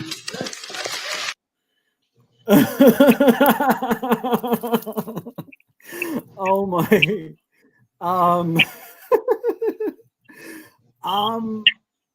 I would say that the marshmallow pepperoni is one of them, but The worst I one? lost track. Please, Ty, I really lost track. But marshmallow pepperoni sounds interesting, but like I said, I lost track. It was just like overwhelming. Yeah, I don't. I like anchovies, Yeah, but me too. but they only come good with like certain flavors of pizza, you know. And Yeah. I don't know what some of that. Anchovies, you can combine it well with like sweet corn, so Anchovies and bananas. I don't know.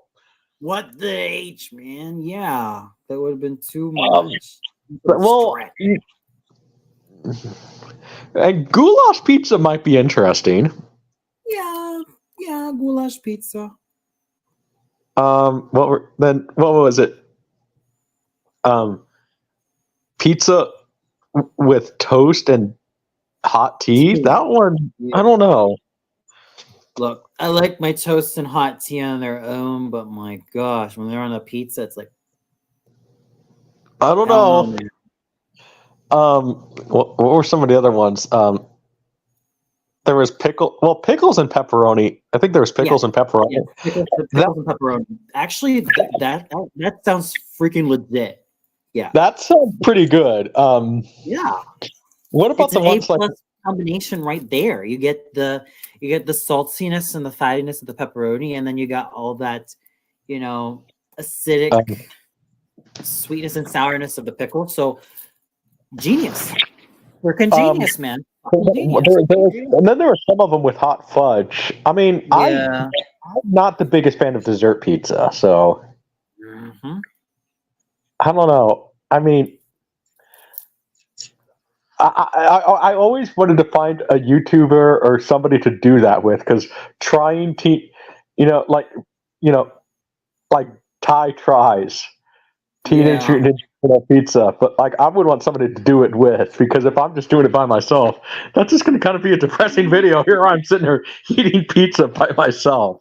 Right. That would be, it would, but it's great if you do it with a group. Like, look at Epic Mealtime. Why do you think that they were successful during the early 2010s? Oh yeah. Then what about the ones with clam sauce? Oh man. I don't know. I've never had clam sauce before, so. Or clam chowder, for that matter. Well, I like clam chowder, but clam sauce, I don't know. I don't even know where you would find that. Me neither. I mean, maybe some good grocery stores that have it, but like. Yeah, I don't know. It definitely just be interesting having some of those pizzas, because it would be fun to do, eating those pizzas, because, and if I did it, you guys would get my natural reaction, because I would probably do it live, eating Teenage Mutant Ninja Turtle pizza live with Ty, and here I am.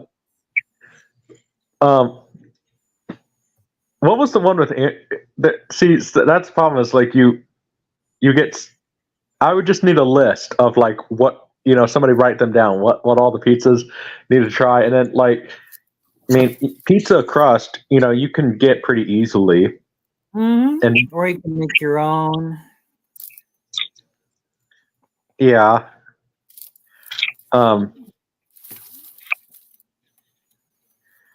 So I don't know. My cousin once made a sauerkraut pizza that was interesting, but ooh. What was the? I don't know. But what? I mean, it would always be an interesting video to even try, because you're like looking at the Teenage Mutant Ninja Turtle pizza and just eating it and getting the natural reaction, like, okay, that's actually pretty good, or whoa. Right.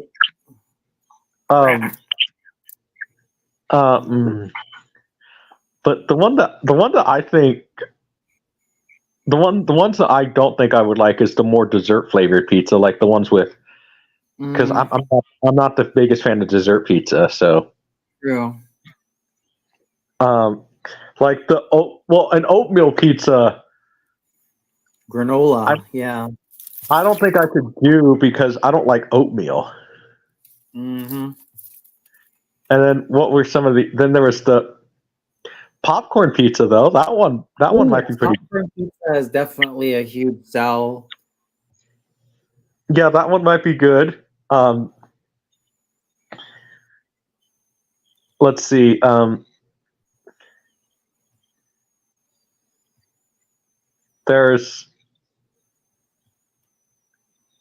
Let's see, what were some of the other ones? I think in the comments, isn't there a list of them?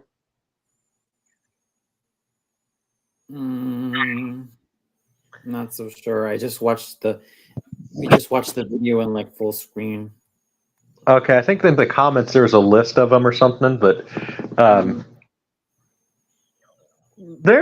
of them are like interesting. Like, I don't know. I mean, I always wanted to find a YouTuber that would be willing to do that with me, eat the pizza, or even have like what James did, have a couple buddies over. Hey, we're gonna try Teenage Mutant Ninja Turtle pizza. Oh God, yeah. Do a live reaction to it, Yeah. Or maybe I could see if my local Pizza Hut would be willing to do it, Boy. But pepperoni and pickles, though, I mean that's the one that I could see definitely being a winner. Yeah, pepperoni and pickles is definitely legit. And then what was the other one with pickles? Oh boy. I don't There want was to know. I mean, I guess at least like there was no like pickles and anchovies, because I like pickles, I Yeah. like anchovies, but I don't know about them together. Yeah, I get where you're coming from with that.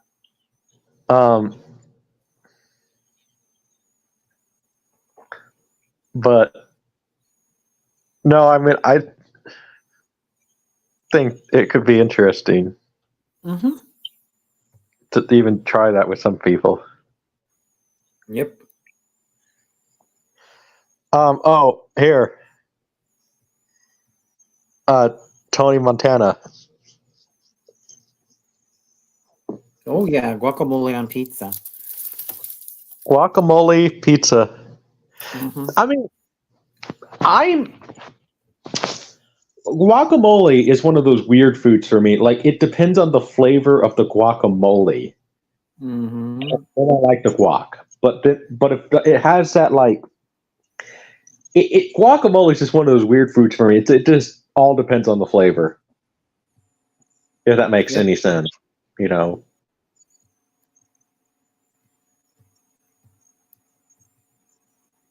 Mm-hmm.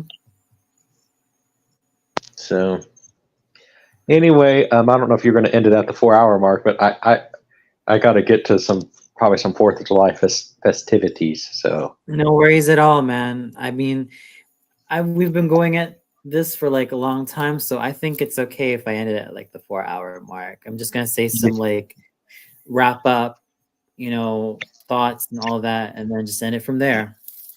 yeah. Well, stay tuned. Maybe Tony will try Teenage Mutant Ninja Turtle pizza. If I dare, but we'll see. Yeah. Pepperoni and pickles. Yeah, pepperoni, salami, and pickles in this case. They're very interesting combinations they got right there. Thank you, Michelangelo. You're still an awesome turtle. Oh yeah, they're a lot of fun. But Raph's the best. Oh yeah, especially Rambo.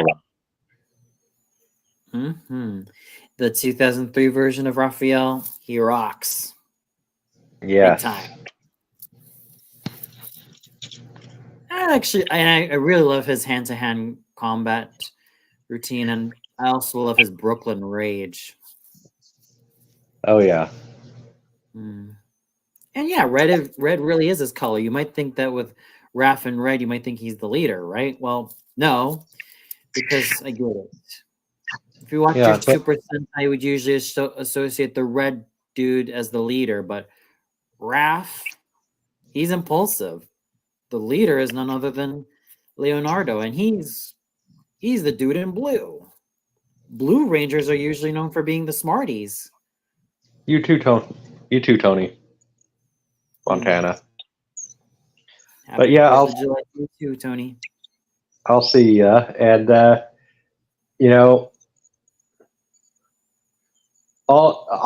guess I'll just leave the chat here with this.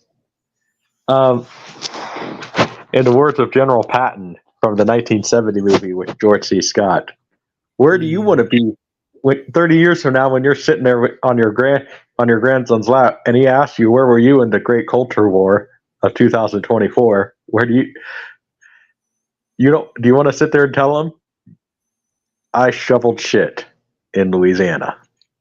Oh yeah. I don't want to tell him that, so see you guys later. See you next time, and please subscribe to Ty's channel. So that's it for this really, really long live stream.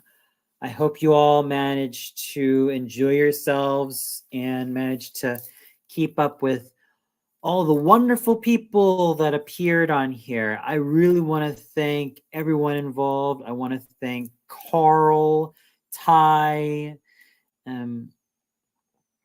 excuse me.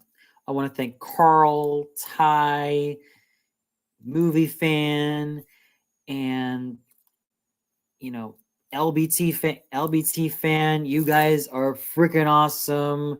I hope you guys have the best 4th of July celebration. And thank you to Tony Montana for all your wonderful comments. And of course, Rogue Agent Kilo Rodan for a lot of your wonderful interactions. Same thing to you, Goddesso, everybody involved in here. And hope I didn't forget anybody.